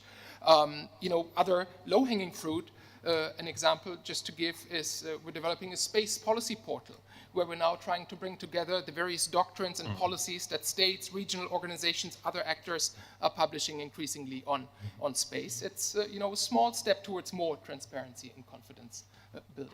Thank you very much. Unfortunately, we don't have a lot of time on this panel, so rather than turning back to the panelists and reflecting on the questions so far, I'd like to open up and see if we have any questions from the floor for any of our panelists. See one in the back there? All the way up the steps, all the way up. Sir, if you could please raise your hand again so she can see you. There we go. Please introduce yourself and give us your question. Hi.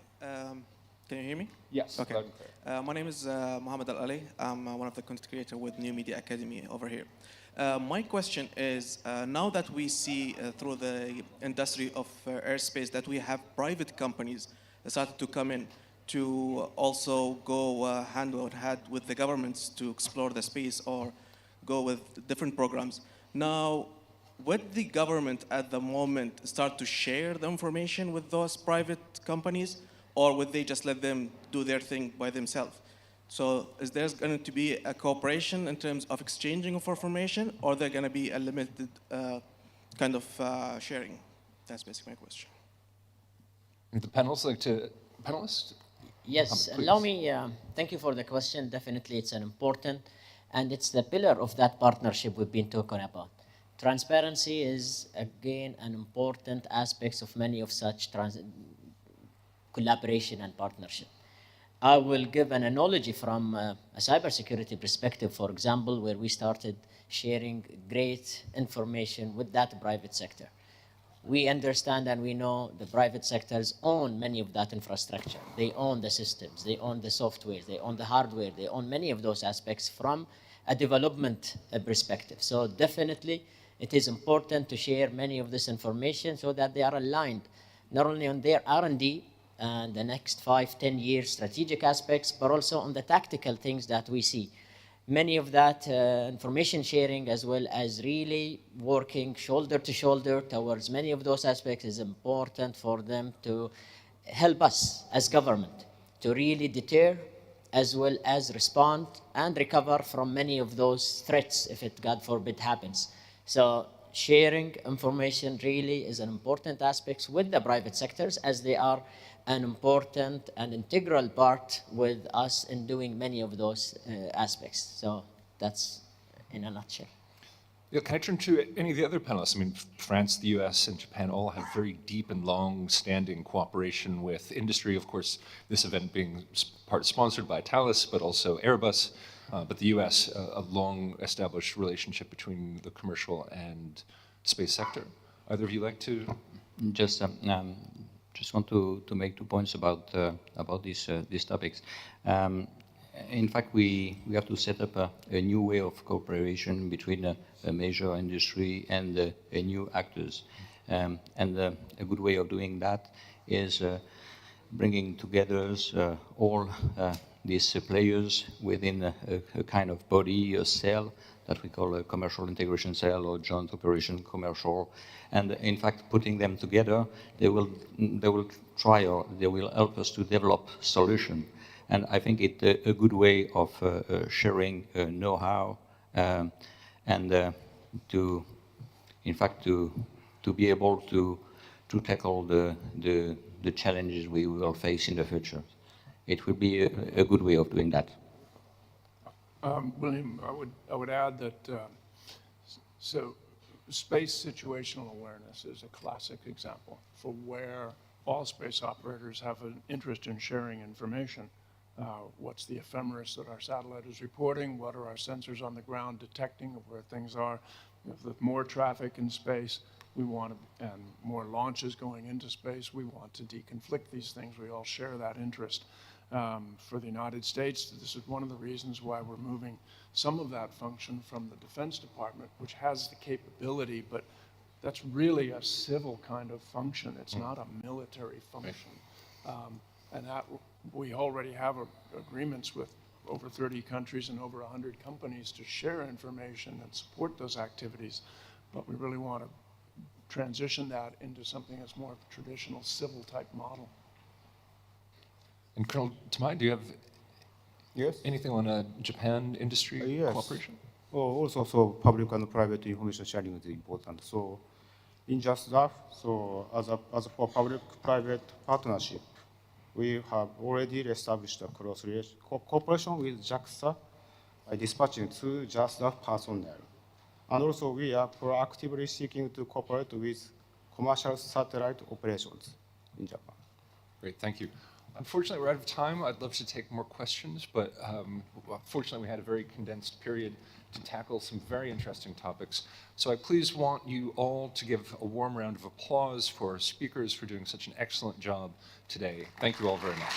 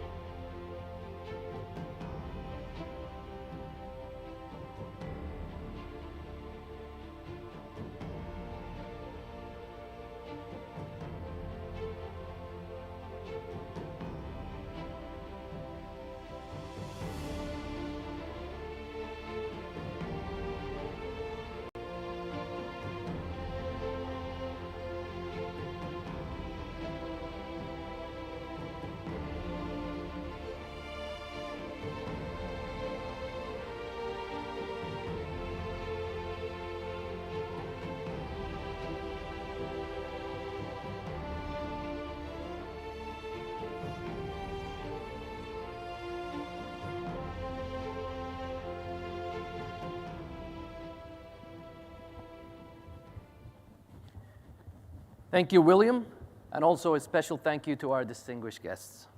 We will now hear a message from Japanese astronaut Koichi Wakata.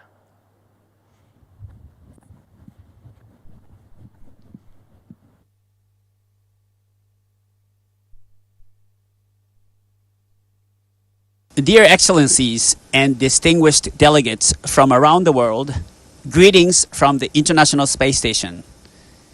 I am JAXA astronaut Koichi Wakata. I would like to express my sincere and utmost respect to the United Arab Emirates, which have successfully accomplished multiple challenging missions in space in a very short span over the past 8 years since the establishment of the UAE Space Agency in 2014. It is my honor to participate in the first Abu Dhabi space debate from aboard the International Space Station. Since I saw the lunar landing of Apollo 11 on TV when I was 5 years old, I have cherished my passion for spaceflight, and as a result, I am here on board the ISS for Expedition 68 on my 5th spaceflight. Thanks to the excellent support of my colleagues in human space exploration programs around the world, I have spent a total of more than a year working in space. I will never get tired of the magnificent view of our blue planet I get to see every day during my time on the ISS. As many astronauts have said, our home planet is so beautiful and so fragile, with no visible borders separating countries. Living and working in space with our beautiful blue planet suspended in an endless expanse of darkness, I am keenly reminded that we are one human race. We are now witnessing various social and economic changes and challenges, such as progress in digitization, commercialization of space activities, congestion of low Earth orbit, and the issues of space debris, as well as global warming and climate change. In the field of human space activities, we're stepping into a new stage of exploration to the Moon and Mars with the Artemis program. Therefore, in the Abu Dhabi space debate, I believe it is essential to deepen the discussions about how the world can contribute to the resolution of these issues utilizing space technology. In order to realize safe and prosperous human society by promoting sustainable space development, we need to strengthen international partnership and innovation. It is significant that the world leaders get together here in the World Abu Dhabi space debate and discuss the issues that face humanity and their solutions. It is impossible to overcome various challenges in space development without bringing together state-of-the-art technologies on a global scale. International cooperation is indispensable. The successful operation of the ISS over the past 2 decades symbolizes the significance of international cooperation. International partnership in which many countries work together by focusing on their areas of expertise as well as technologies that can be expected to have ripple effects is very important. As for space sustainability, the current 17 items of the SDGs do not clearly refer to the activities in space. However, I believe it is fundamental to continue our space activities sustainably by protecting our environment in space for the future of human society. I would like to see that a new goal in space will be introduced that could potentially be the 18th goal of the SDGs. This is my desire to the leaders here in Abu Dhabi space debate. Taking on the challenges in sustainable space development will contribute not only to the progress in science and technology, as well as coping with the countermeasures against global warming, but also to the education of the young generation and economic development, which will lead to benefiting the entire world. From aboard the International Space Station, I wish you fruitful discussions and outcome.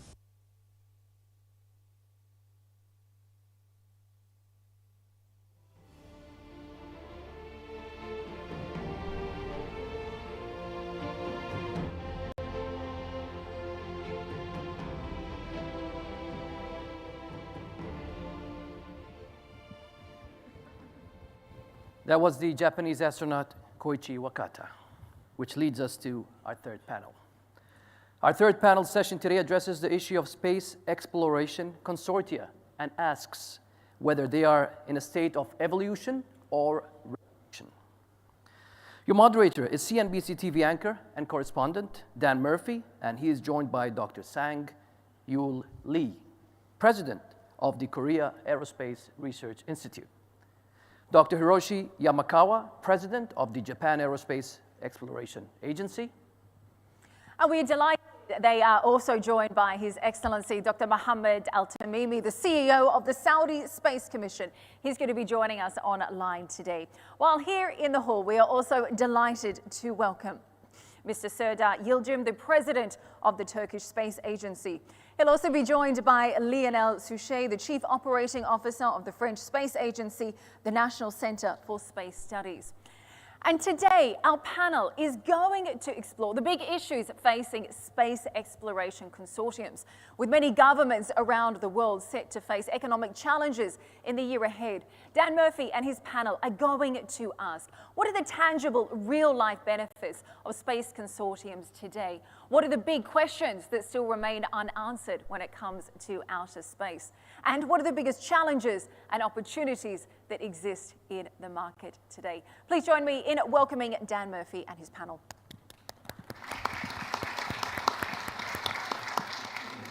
Thank you very much for that kind introduction, and good morning, everyone. Welcome to the Abu Dhabi Space Debate. It's a great pleasure to be here. As you've heard, my name is Dan Murphy. I'm from CNBC, and I'm thrilled to be joined on this panel by a very distinguished and dynamic group of experts in the field. So let's get straight into the conversation. 2022, as you've heard, has been a very incredible year, a landmark year, in fact, for space research, exploration, science, and development. So my first question to our panelists is, can each of you please update on the progress and challenges that you've seen through 2022 in your international consortium and efforts to achieve progress so far as well? Let's begin with you, sir. Sure. Okay. Korea became the 10th signatory with the signature of the Minister of Science and ICT in May 2021 as a follow-up to the Korea-US summit. But for the specific Artemis, there is no specific plan after this. However, in 2022, we made the important the progress. First, we had our own the launch vehicle development, successful launch of the KSLV-2 in June.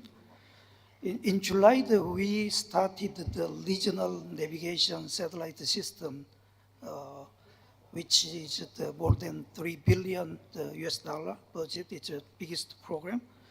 And in the early August, we launched the Korea first space exploration project called the KPLO, Korea Pathfinder Lunar Orbital, in Korean, the Danuri, was successfully launched. And it is tasked with surveying the lunar resources, identifying the future man-operated landing site and others for 1 year mission. We carried the NASA shadow cam, which may contribute to finding Artemis landing site, and also the newly developed KDSA, the deep space antenna, may also be contributed to Artemis. KPLO is now near the lunar orbit of revolution and arrived at the south pole of the moon on 17th of December this month. Also, according to the future space economy roadmap announced by President of Korea just 1 week ago in Korea, Space Forum, ambitious plans such as a lunar lander by 2032 and the Mars landing in 2045 scheduled using our next generation Korean launch vehicle. It was also mentioned by the President of Korea, Korean space budget will be doubled in next 5 years.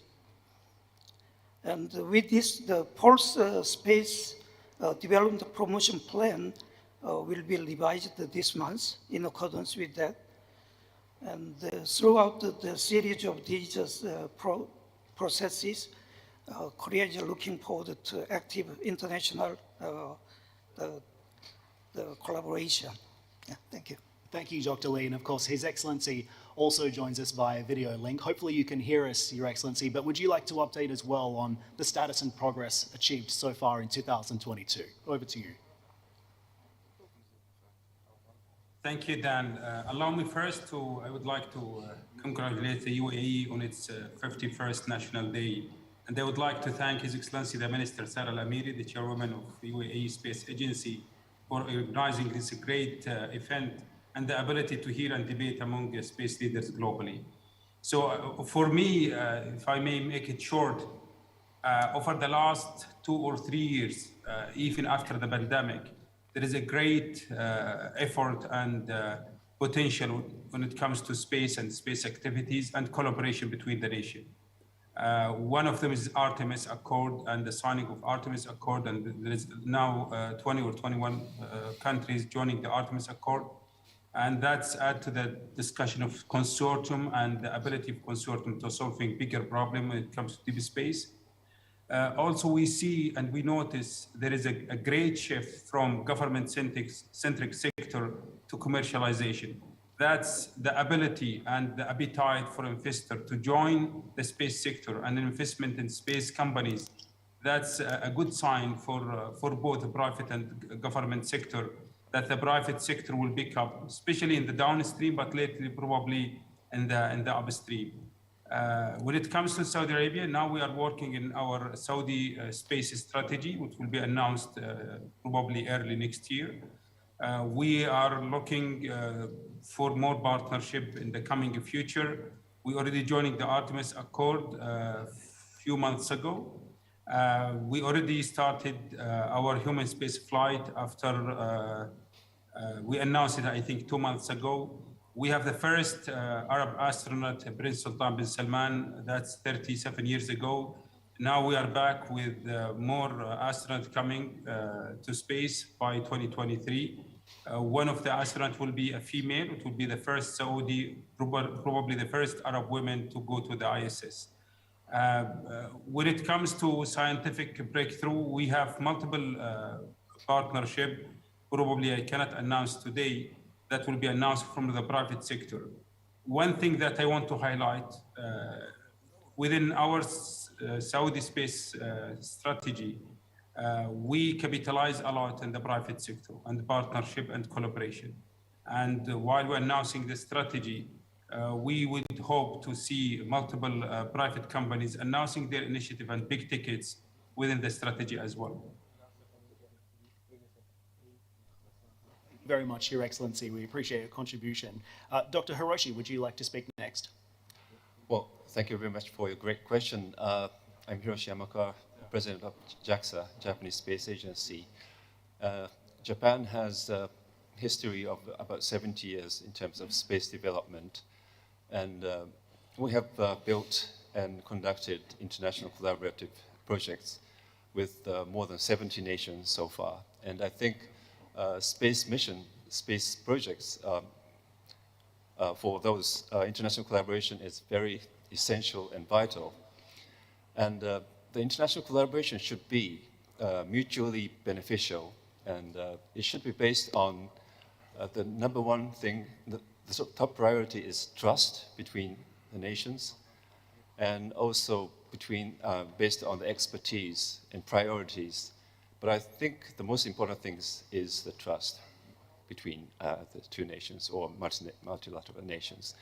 And I just want to say something about our recent activity related to making a platform for international collaboration. We are hosting with the Japanese government a platform called APSF, which means Asia Pacific Region Space Agency Forum.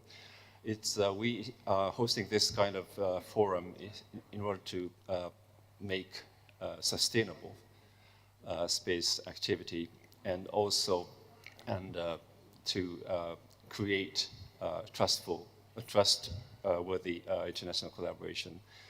And I think I can name so many examples in terms of international collaboration, but I stop here for this at this moment. Mr. Suchet, you're next. Yes, thank you.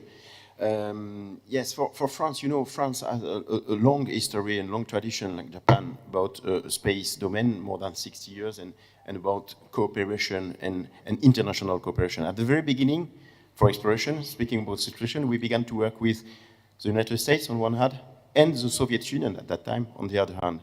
And we developed all the time the capacity to work with all the actors in space, and we are going on that. And with that, we developed a huge competencies for exploration, to run missions in low Earth orbit, to build spacecrafts with our industry, and we docked the biggest cargo automatic, quite similar to the Japanese one, to the ISS, and to make also robotic exploration, because we are now in the three main missions, American missions, in strong cooperation with the States on Mars, the two rovers, Curiosity and Perseverance, and also the lander InSight, with a very important instrument in this mission. So we are very present, France, on that topic, and we have to continue that. It's not easy to have our scientists and our industry at the top level, at a world level, and we have to continue that, so it is a huge challenge. And what I see in the future as new challenges is, of course, the moon exploration, and to settle a permanent base on moon in the new challenge for exploration. And we have to do that in global, for our point of view, in global cooperation, and that's very important. And we have cooperation with Saudi Arabia, with JAXA, with all the people here. We have strong cooperation, and we have to continue that. But also a new challenge is new actors and new entrant and private actors who want to work on low Earth orbit. I mean, in exploration also, in manned spaceflight in low Earth orbit, to make experiments and to help them to go there and to develop is a new challenge also for us. So that's the main challenge I see: strengthen worldwide cooperation, work to this new challenge on moon, we go back on that, and also help the new entrant going to low Earth orbit and working at private actors in low Earth orbit.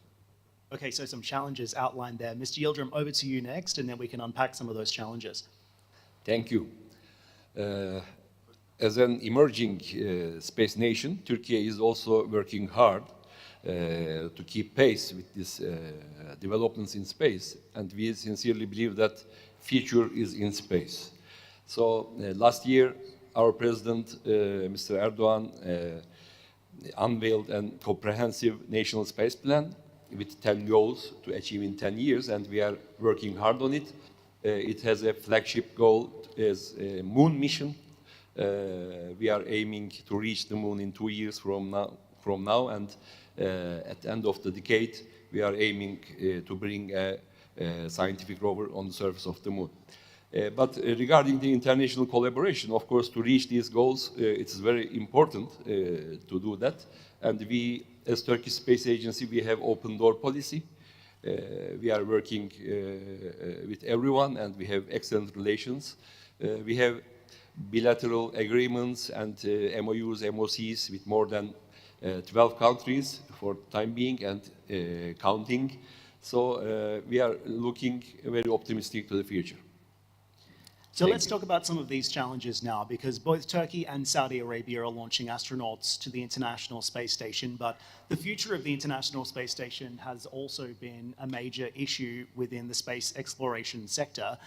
It has been said that it is ending the near of its useful life. Countries have been signing on to extend that useful life, but at the same time, we've seen key players within the International Space Station, like Russia, threatening to pull out, for example, over rising tensions and costs. China has launched its own station, which presents its own unique challenges, and the United States has also been actively working to outsource a lot of its work to some private organizations and private players. So you could argue at this point that we are at an inflection point for the future of the International Space Station, and I want your views on this. Your Excellency, can we start with you? Do you believe that we are at an inflection point here for the ISS? So let me put it this way.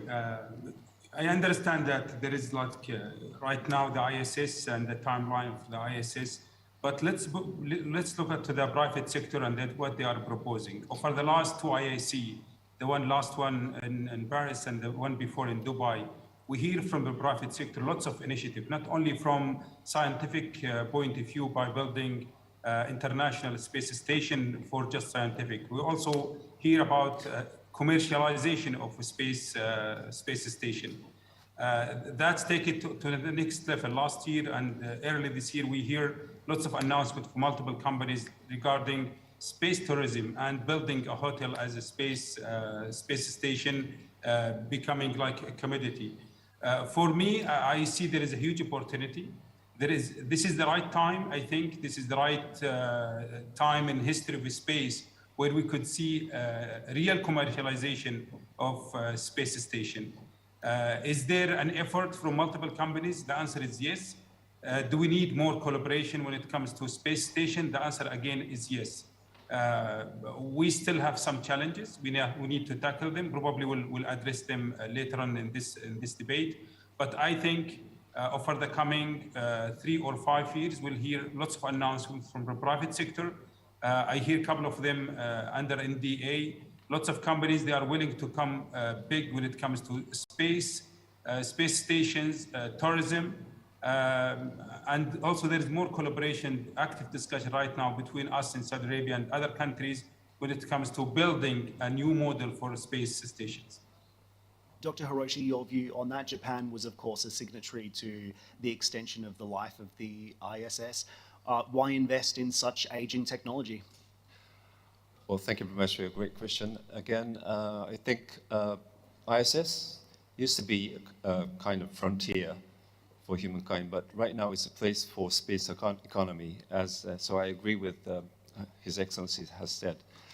And for example, several years ago, JAXA has privatized the CubeSat deployment activity to private sectors. So it used to be done by JAXA, but right now it's done by private sectors in Japan. So this is just one example. I think it's ISS, or as a whole, low Earth orbit is a place for space economy. And one more thing I would like to say is that, but still, space is hard to access.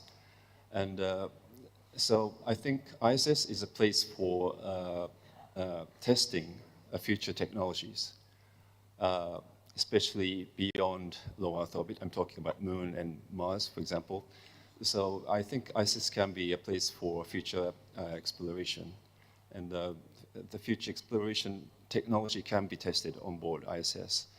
And still, I said, still ISS or low Earth orbit is a place for, it's not an easy place for in terms of access, but it's much easier than going to the Moon.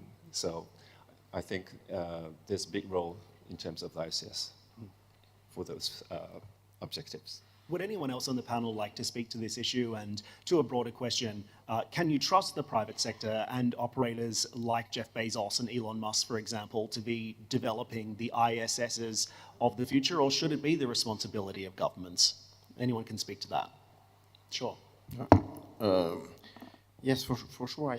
ISS, first of all, ISS is important because it's a unique laboratory. We have to say that. It's a unique laboratory with microgravity, and when you can run microgravity experiments. It's important because we do good and big science in ISS, and we have to say that.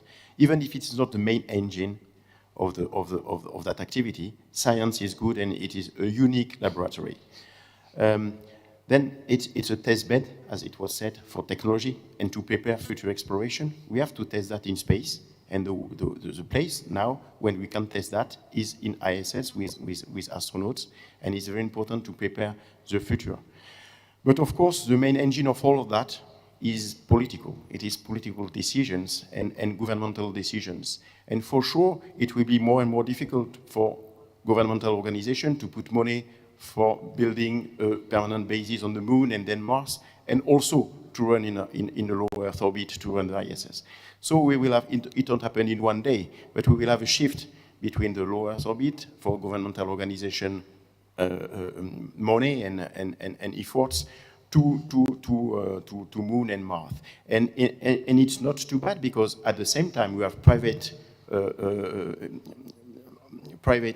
activities developing into low Earth orbit. In France, for instance, we have more and more startups, more and more private companies working to develop systems in low Earth orbit, to propose to run experiments, to propose to make several activities in low Earth orbits. And so there will be this shift. We have to accompany this shift, but I think it will be this shift for the governmental organization from low Earth orbit to the Moon and Mars, and from the low Earth orbit to have more and more private activities. It's a good thing. Yeah, but I also sincerely believe the privatization of this issue. But ISS served well, of course, as a scientific platform. But in near future, maybe 10 years from this time, we will see at least 7, 8 commercial space platforms in near Earth orbit. So this is a real huge development. And this is not only for scientific reasons, but also commercial reasons. And there will be manufacturing in space. It's already tested, and we can say it started. So it's really an exciting future. And as Turkish Space Agency, we are trying to be a part of it in that manner. Dr. Lee, would you like to speak to that as well? We do have the space development much later than other countries. We didn't think about seriously about the ISS utilization. Only we have the one experience using Soyuz, the Korean women astronaut in 2008. And there is some discussion in Korea. We have to think about some manned mission and utilization of the ISS, but we do not have the specific plan for that. And I think we have to rely on this kind of activities using the international collaboration. We do not have our own program yet. And we are rapidly running out of time, so I'll just do a quick rapid-fire question to you all. Tens of billions of dollars have been spent in space exploration, science, research, and development over the years. I want to know what the tangible, real-world benefit of that investment is today for people on Earth. Your Excellency, we'll start with you. We have less than 4 minutes, so very quickly, please. Thank you. Can I go first? I'll start with His Excellency in Saudi Arabia. So for me, based on the multiple reports being published, one of them is Euro Council, the numbers talk louder than the words. All the indications shows that there is a huge move from private sector to invest in the space activities, specifically in the downstream. And investors usually, they don't go to invest when there is no business case, if we ask about the business case. But for me, I see two things. One, within the lower orbit, as His Excellency Hiroshi from Japan says, this is the test bed for us to be ready for the moon and beyond. So that's not a choice, even for government. If they want to subsidize or remove that risk for a private sector to invest within the low orbit to be ready for the moon, that's something they should do. This is one. The second one, we already start see consortium working right now, and some of them announcing they have private activities investing multi-billions dollars when it comes to low orbit, whether in the space tourism, which is more complex than what we are expecting, and other activities like Sidar's mentioning from Turkey regarding space manufacturing. Is there a risk? Definitely yes. Space is complex. The global economy and political landscape is changing fast. Stability and prosperity can no longer be taken for granted. Thank you, Your Excellency. Dr. Hiroshi, I'll give you the floor as well. Well, thank you. I think we have to think this way, that space activity is not only for space. Space activity is for socio-economic development or society to solve the societal problems or global issues. So I think the return will be great. Gentlemen, with 2 minutes to go, some final thoughts from each of you, please. Dr. Suchet. Oh, yes, space is for sure for Earth. If we think about climate change, it's a huge challenge for us. Space is helping a lot. Just talking about exploration very quickly, we had huge research and use results on space research for us, for instance, for medicine.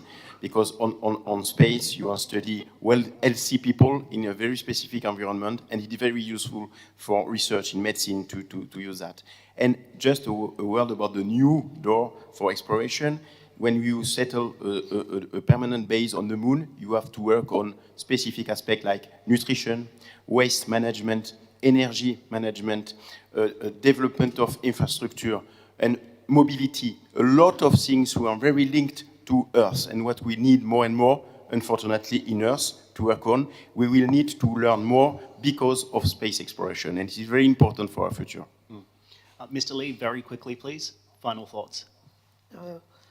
Yeah, I think that it is true that we spend the tens of billions of dollars for space development. It's big money. But if you think about that, we already got the benefit through this development. I think the portion of the space market in downstream application is more than 85%. As you know, we already get the benefit from the broadcasting, communication, navigation, and the Earth observation, things like that. It created, I think, the huge market. And on top of that, recently, space resources or asteroid mining, it may create some realistic big industry in the future. So many people are talking about the climate issue, even the session before.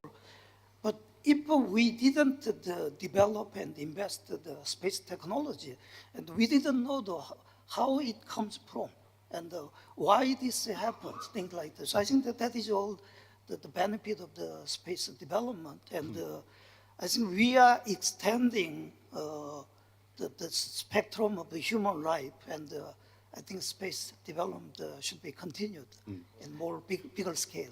Mr. Yildirim, you have 30 seconds. Yes, only 2 sentences. I sincerely believe that to spend billions of dollars to space is not an option. It is a necessity. Because I sincerely believe what we learn in space is very important for the future of our planet Earth. Without that, we will not succeed to fight the climate change and other threats we are experiencing now. Thank you. Well, thank you so much all for your contribution. I really appreciate it, and I hope this has been a valuable discussion for you all as well. Thanks again for joining us today. We appreciate it. Thank you.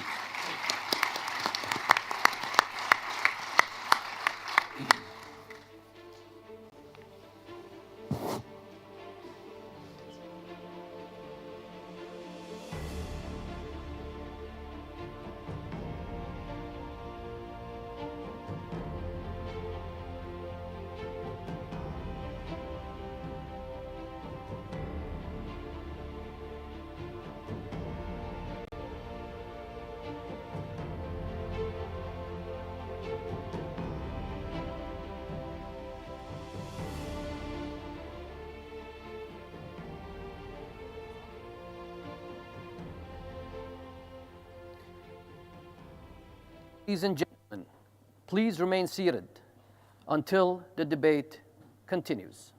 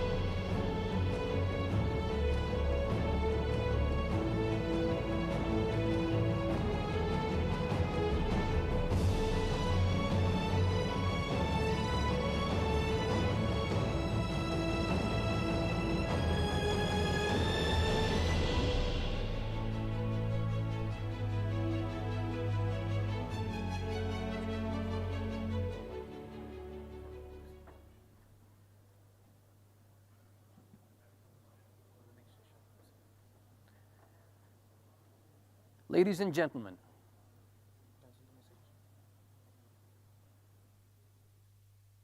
please remain seated until we begin the next session. Thank you.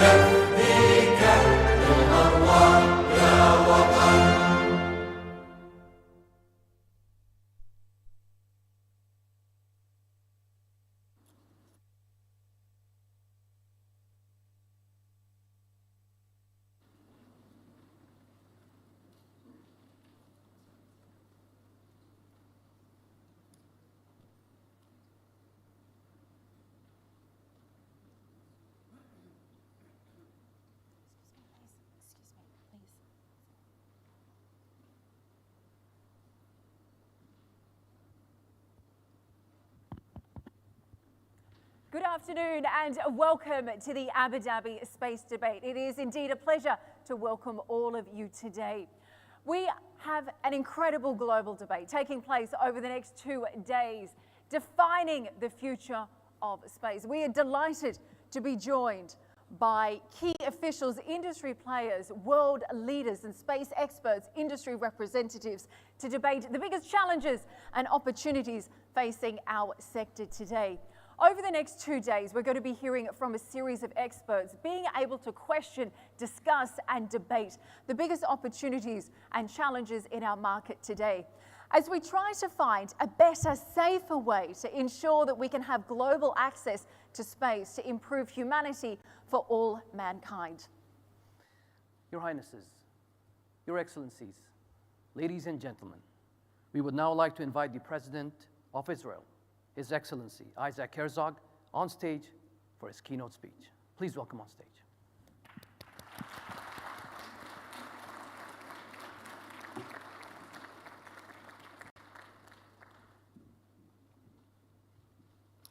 Assalamu alaikum wa rahmatullahi wa barakatuh. Dear friends, I'm so honored to be here today in Abu Dhabi. Your Highness, Foreign Minister of the United Arab Emirates, our good friend Sheikh Abdullah bin Zayed, Excellency, our Minister, صديقي العزيز الوزير وزير الدولة من الهند، الأصدقاء الأعزاء من حول العالم، يسعدني أن أكون هنا معكم اليوم وأن أشارك في هذا الحوار الضروري والذي يقام تحت رعاية صاحب السمو الشيخ محمد بن زايد آل نهيان رئيس دولة الإمارات العربية المتحدة. لقد وصلت من مملكة البحرين مع زوجتي، حيث قمنا بأول زيارة دولة لرئيس إسرائيلي إلى مملكة البحرين، وأنا ممتن جدا لصاحب الجلالة ملك مملكة البحرين الملك حمد بن عيسى آل خليفة. الأصدقاء الأعزاء، نقف هنا اليوم على مشارف عصر وحقبة جديدة في مجال استكشاف الفضاء. الآن السماء متاحة أمامنا للعديد من الجهات الفاعلة في القطاعين العام والخاص لإطلاق الأقمار الاصطناعية والمركبات الفضائية في هذا المجهول الواسع. هذا الأمر يشكل فرصا وتحديات لم تشهدها البشرية من قبل. إن الصور المذهلة التي التقطها مرصد جيمس ويب لم تنقلنا إلى أطراف هذا الكون، ولكن أيضا مهدت المسار نحو أسئلة علمية جديدة لم نكن نعرف أنه بيسعنا أن نطرحها، ولكن مع نظر البشرية إلى الفضاء آمل أن أعيد هذا الحوار إلى مسائل الأرض، لأنني أعتقد أن أكبر إمكانيات اكتشاف الفضاء لا تكمن فقط في استكشاف الكواكب البعيدة عنا، ولكن أيضا في إعادة استكشاف فرص التعاون والتنسيق هنا في هذا الكوكب الأزرق الذي ندعوه وطننا. غالبا ما يقال أنه فيما يتعلق بالمهمات الدولية لاستكشاف الفضاء، في اليوم الأول يحمل أو يؤشر رواد الفضاء إلى دولهم، وفي اليوم الثاني يؤشرون إلى القارة التي يأتون منها، وبعد ذلك يشيرون إلى الكوكب برمته. فكلما نبتعد وننظر عن بعد نشهد أن الحدود تختفي ونخلص إلى أننا نتشارك جميعا كوكبا واحدا وأرض واحدة، وعلينا جميعا أن نحافظ عليها.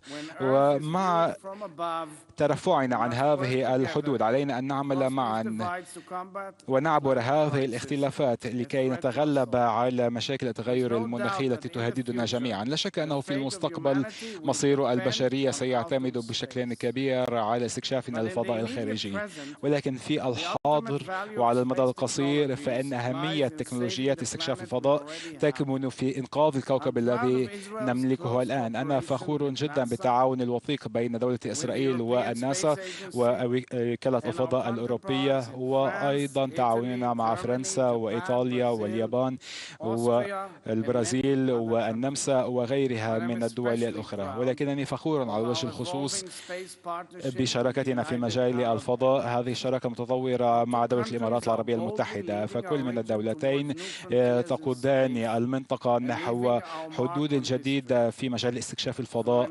ولوضع بصمة على تاريخ استكشاف الفضاء. فلننظر مثلا إلى المسبار وإلى القمر الاصطناعي، وهو الذي يوفر الآن بيانات للمشروع البحثي المشترك الإسرائيلي الإماراتي. هذا القمر الصناعي فينوس يدور في مدار الأرض ويراقب المحاصيل والأراضي الزراعية وينقل صورا متعددة الجوانب. في هذه المبادرة الأولى عملت وكالة الفضاء الإماراتية والإسرائيلية على تمويل الوصول إلى هذه البيانات التي يستفيد منها العلماء الإسرائيليين والإماراتيين، ما سيسمح لنا بفهم البيئة المحيطة بنا وتعاون في إيجاد حلول جديدة لحماية الأراضي الخضراء في كوكبنا. اليوم من المهم جدا أن نعزز ونوطد هذه الشراكات العابرة للحدود لما يصب في مصلحة كوكبنا ومنطقتنا. وهنا يأتي دور الهند، هذه الدولة ذات القدرات والإمكانيات التكنولوجية الكبيرة وذات الحكمة المتأصلة في شعبها، وأيضا صاحبة برنامج استكشاف الفضاء الطموح والمبهر. بينما ننظر ونتطلع قدما إلى البيئة، إلى مؤتمر الأطراف الخاص بالمناخ كوب 28 والذي سيعقد في دولة الإمارات العربية المتحدة بعد بضعة أشهر، علينا أن نعمل معا من أجل تعزيز قدرة تكنولوجيات استكشاف الفضاء لمعالجة التغيرات المناخية والتحديات المرتبطة بها في منطقة الشرق الأوسط وحوض المتوسط. إن هذا التعاون بيننا بيسعى أن يحول منطقتنا إلى مركز عالمي لإيجاد الحلول المناخية. وأعتقد بأن دولة الإمارات العربية المتحدة وإسرائيل والهند بوسعها أن تمهد الطريق نحو المستقبل مع شركائنا وأصدقائنا. نحن منبهرون جدا بما تحققوا بإنجازات برنامج الفضاء التابع لدولة الإمارات العربية المتحدة، ومن بينها مهمة استكشاف كوكب المريخ والتي تتوائم مع مهمة إسرائيل. فنحن نعمل على توفير قدرات من أجل الاستشعار وأيضا توفير الأمن السيبراني في الفضاء. الأصدقاء الأعزاء، هذه فرصة سانحة وفرصة رائعة. ثمة مجال آخر، فإلى جانب التكنولوجيا المتقدمة والمتطورة الاستثمار لا يزال، حيث الاستثمار لا يزال ضروريا، علينا أن نستثمر أيضا في تعليم الأطفال، فهذا هو مستقبلنا. أهم مورد لنا هو اهتمام واكتراث جيلنا المستقبلي. بينما ننظر إلى عيون الأطفال ونخبرهم عن الفضاء، نرى هذا البريق في أعينهم. فلقد أطلقنا برنامج نيفل والذي ونعمل مع طلاب في الثانوية العامة من مختلف الأطياف، حيث يعمل الأطفال على بناء أقمار اصطناعية من فئة النانو في الفضاء، ويستخدمون هذه الأقمار الصناعية من أجل جمع البيانات وإجراء التجارب. تدعو دولة إسرائيل جميع الدول الممثلة هنا لنعمل معا لتوسيع نطاق هذا البرنامج على المستوى الإقليمي والمستوى الدولي. معا بوسعنا أن نعزز الابتكار الجماعي وحب المعرفة لدى جيل الشباب. أود أن أدعوكم جميعا للمشاركة في هذه المبادرة الرائعة. أخيرا أود أن أشكر الدولة المضيفة، وأود أن أشكر صاحب السمو الشيخ محمد بن زايد وأيضا سمو الشيخ عبد الله بن زايد. أود أن أشكركم على رؤيوياتكم، وشكرا لكم على دعوتنا وتنظيم هذا الحوار، حوار أبوظبي للفضاء، الذي يمثل قيمة مضافة للحوار في مسائل الفضاء، والذي سيساعدنا على وضع مسار مستقبلي لمستقبل باهر.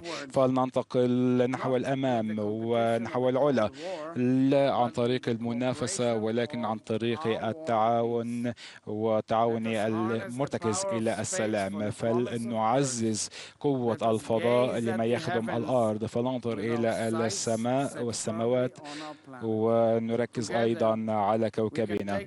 معا بيسعنا أن نجعل وننقل استكشاف الفضاء إلى مستويات جديدة وننقذ كوكبنا من تحديات مستقبلية. معا بيسعنا أن نقول بأن حدودنا ليست فقط السماء، وبكلمات الشاعر الكبير أبو طيب المتنبي: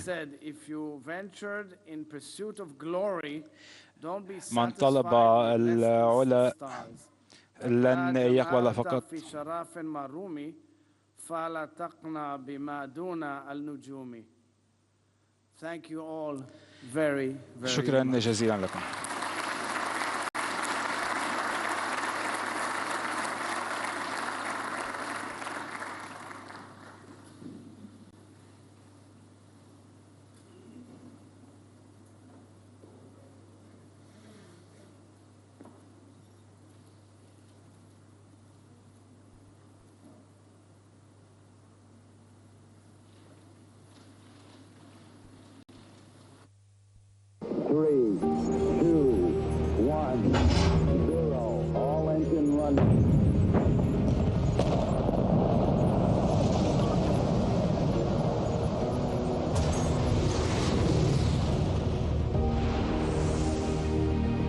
Wonderful event, the first manned flight to the moon.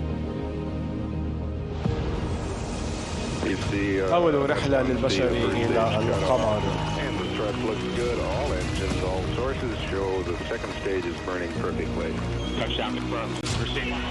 أكثر من 8,000 قمر صناعي في مدار الأرض.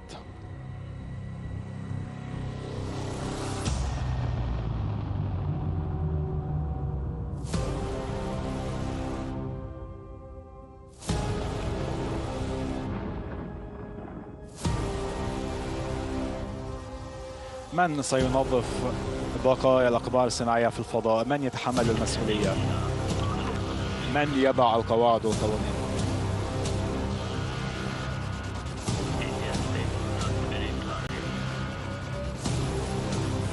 من يجني الأرباح؟ هل بيسعنا العمل معا؟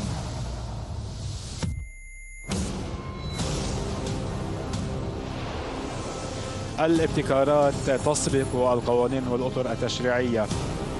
يجب تحديث القوانين التي تحكم استكشاف الفضاء.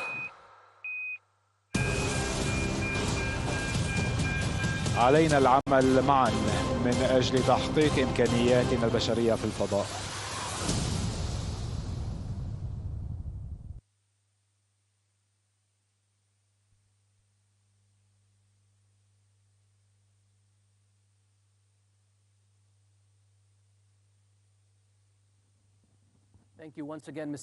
شكرا جزيلا فخامة الرئيس على هذا الخطاب الملهم. أصحاب المعالي، أصحاب السمو، السيدات والسادة، فلنستمع الآن إلى ممثل فخامة ناريندرا مودي رئيس الهند. فلنرحب بالدكتور جيتندرا سينغ وزير دولة الهند لشؤون الفضاء والعلوم والتكنولوجيا. تفضل، الكلمة لك.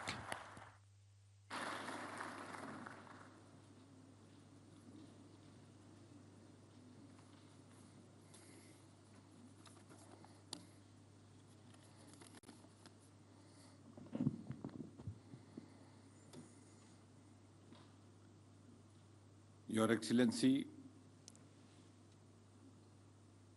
Isaac Herzog, President of Israel. فخامة إسحاق هيرزوغ رئيس دولة إسرائيل. سمو الشيخ عبد الله بن زايد آل نهيان وزير الخارجية والتعاون الدولي. سمو الشيخ خالد بن محمد بن زايد آل نهيان عضو المجلس التنفيذي لإمارة أبوظبي رئيس مكتب أبوظبي التنفيذي. أصحاب المعالي وسمو الأصدقاء الأعزاء في دولة الإمارات العربية المتحدة، أهلا بكم وأرحب بكم بنيابتي وباسم الهند. أولا دعوني أشير إلى أنني فخور جدا ويشرفنا أن يدعو صاحب السمو الشيخ محمد بن زايد آل نهيان رئيس الدولة فخامة ناريندرا مودي إلى المشاركة في الجلسة الافتتاحية لحوار أبوظبي للفضاء. وعلى الرغم من أن رئيس الوزراء ناريندرا مودي لم يتمكن من حضور الجلسة لأسباب طارئة، يشرفني أن أخاطبكم بالنيابة عنه. أود أيضا أن أقتنص هذه الفرصة سيدات والسادة من أجل أن أوجه تحيات فخامة ناريندرا مودي وبنيابتي وباسمي وباسم الشعب لدولة الإمارات العربية المتحدة، وأهنئكم على الاحتفال بالعيد الاتحاد 51 لاتحاد دولة الإمارات العربية المتحدة. فكدولة تقودها قيادة رشيدة المستقبل باهر ومزدهر، ومن الإنجازات المبهرة لدولة الإمارات العربية المتحدة هذا العام هو إكمال برنامج الفضاء وتحقيق إنجازات كبيرة في استكشاف الفضاء. من بين المبادرات الرائدة لصاحب السمو الشيخ محمد بن زايد آل نهيان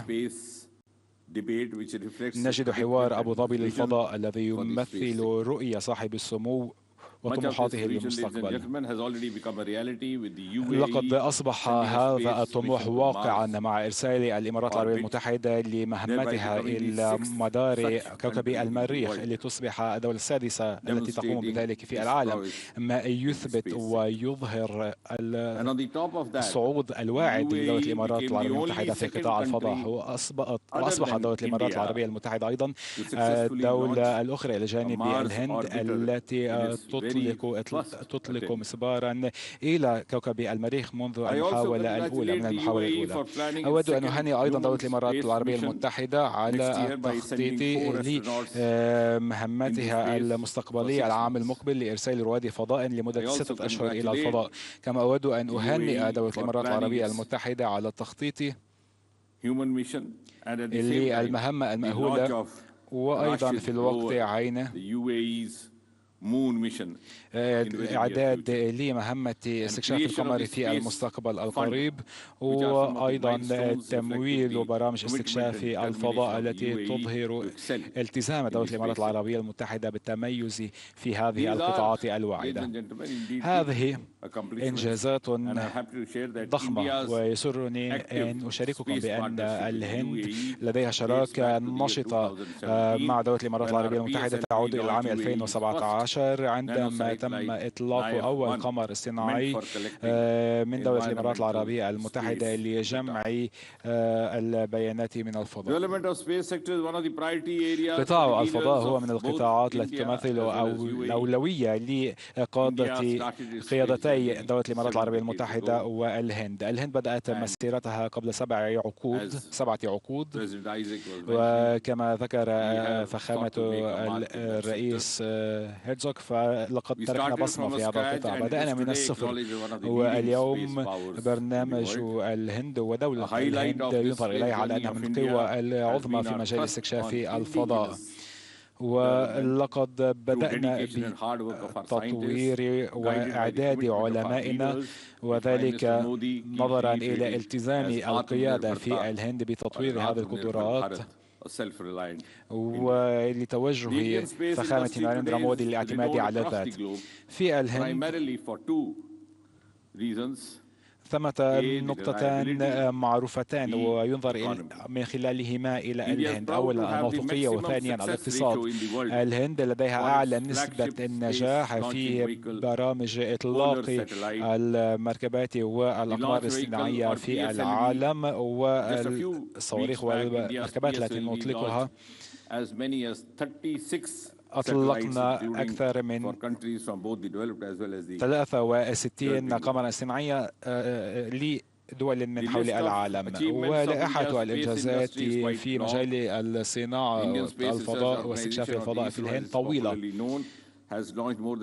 فلقد أطلقنا أكثر من 100 قمر صناعي حتى الآن، ولدينا قدرات وإمكانيات لتصنيع الأقمار الصناعية من جيسات وغيرها في الهند، وأجهزة الملاحة من الفضاء. كما طورت الهند برنامج الملاحة GPS الخاصة بها، وندعوها بنظام الملاحة الهندي RNSS. وإلى جانب الإطلاق الناجح لمهمة الهند في مدار الأرض، حاولت الهند مرتين إرسال إرسال مهمتها إلى القمر جاندرا 1 وجاندرا 2. وسنعمل على إطلاق جاندريا 3 العام المقبل.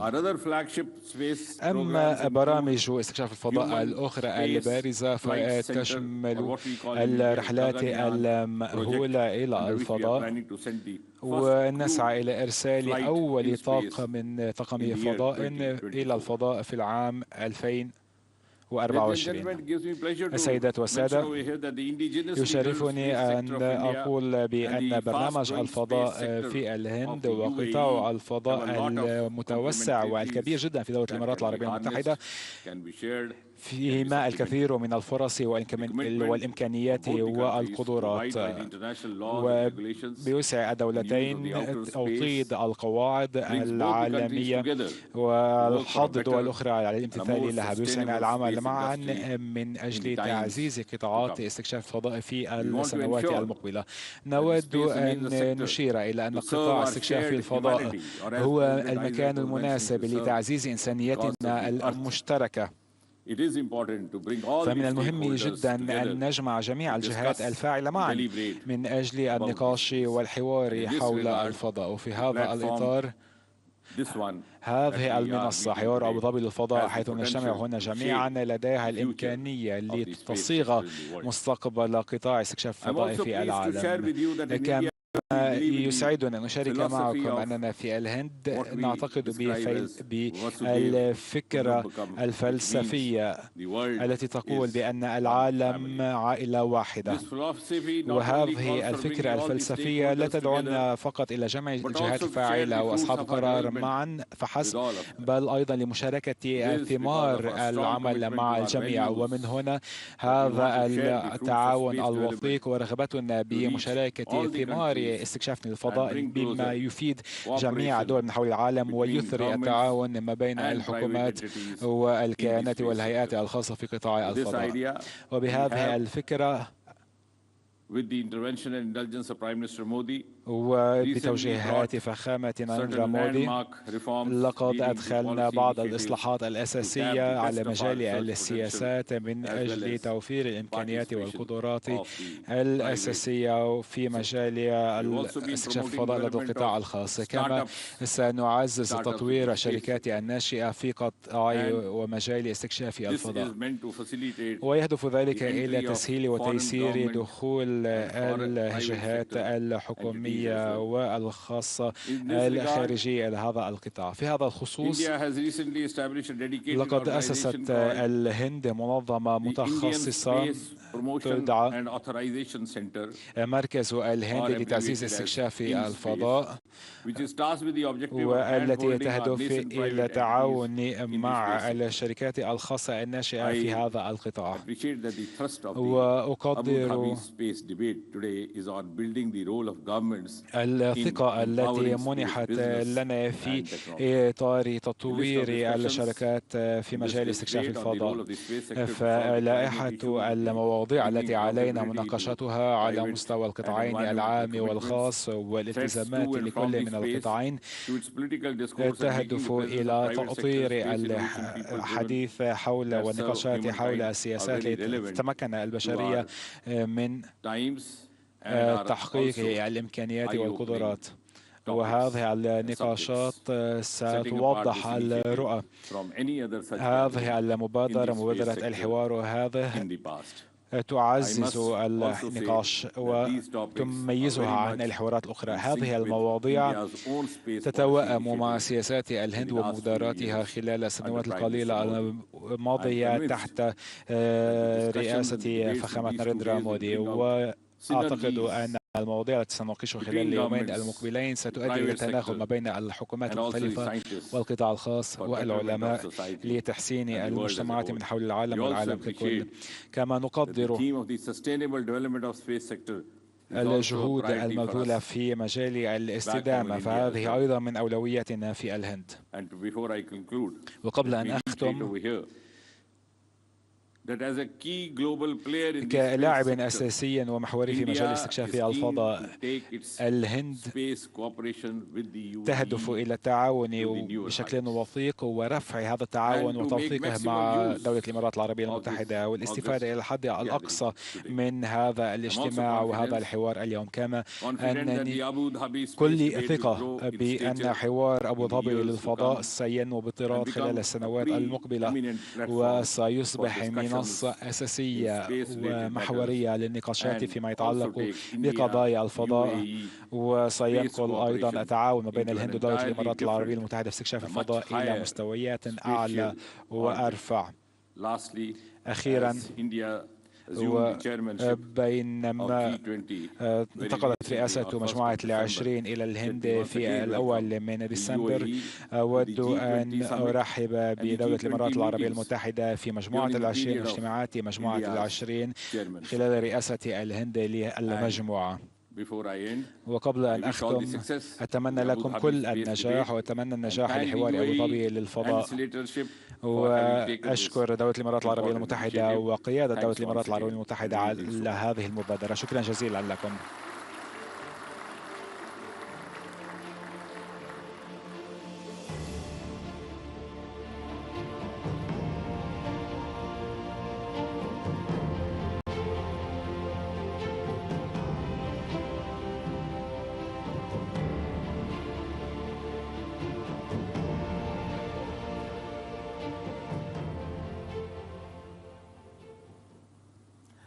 Thank you very much for your insightful شكرا جزيلا على هذه الكلمة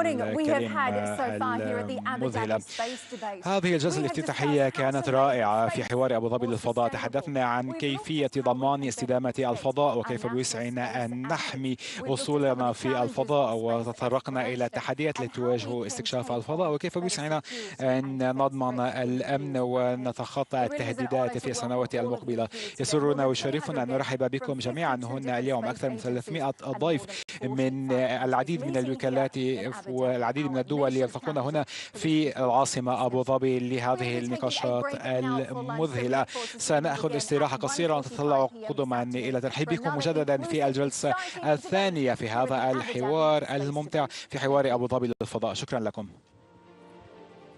إذا مشاهدينا، كانت هذه الجلسة الافتتاحية لحوار أبو ظبي للفضاء وأيضا الفعاليات المصاحبة، وإلى هنا نكون قد وصلنا إلى ختام تغطيتنا لليوم الأول من حوار أبو ظبي للفضاء. دمتم في رعاية الله وحفظه.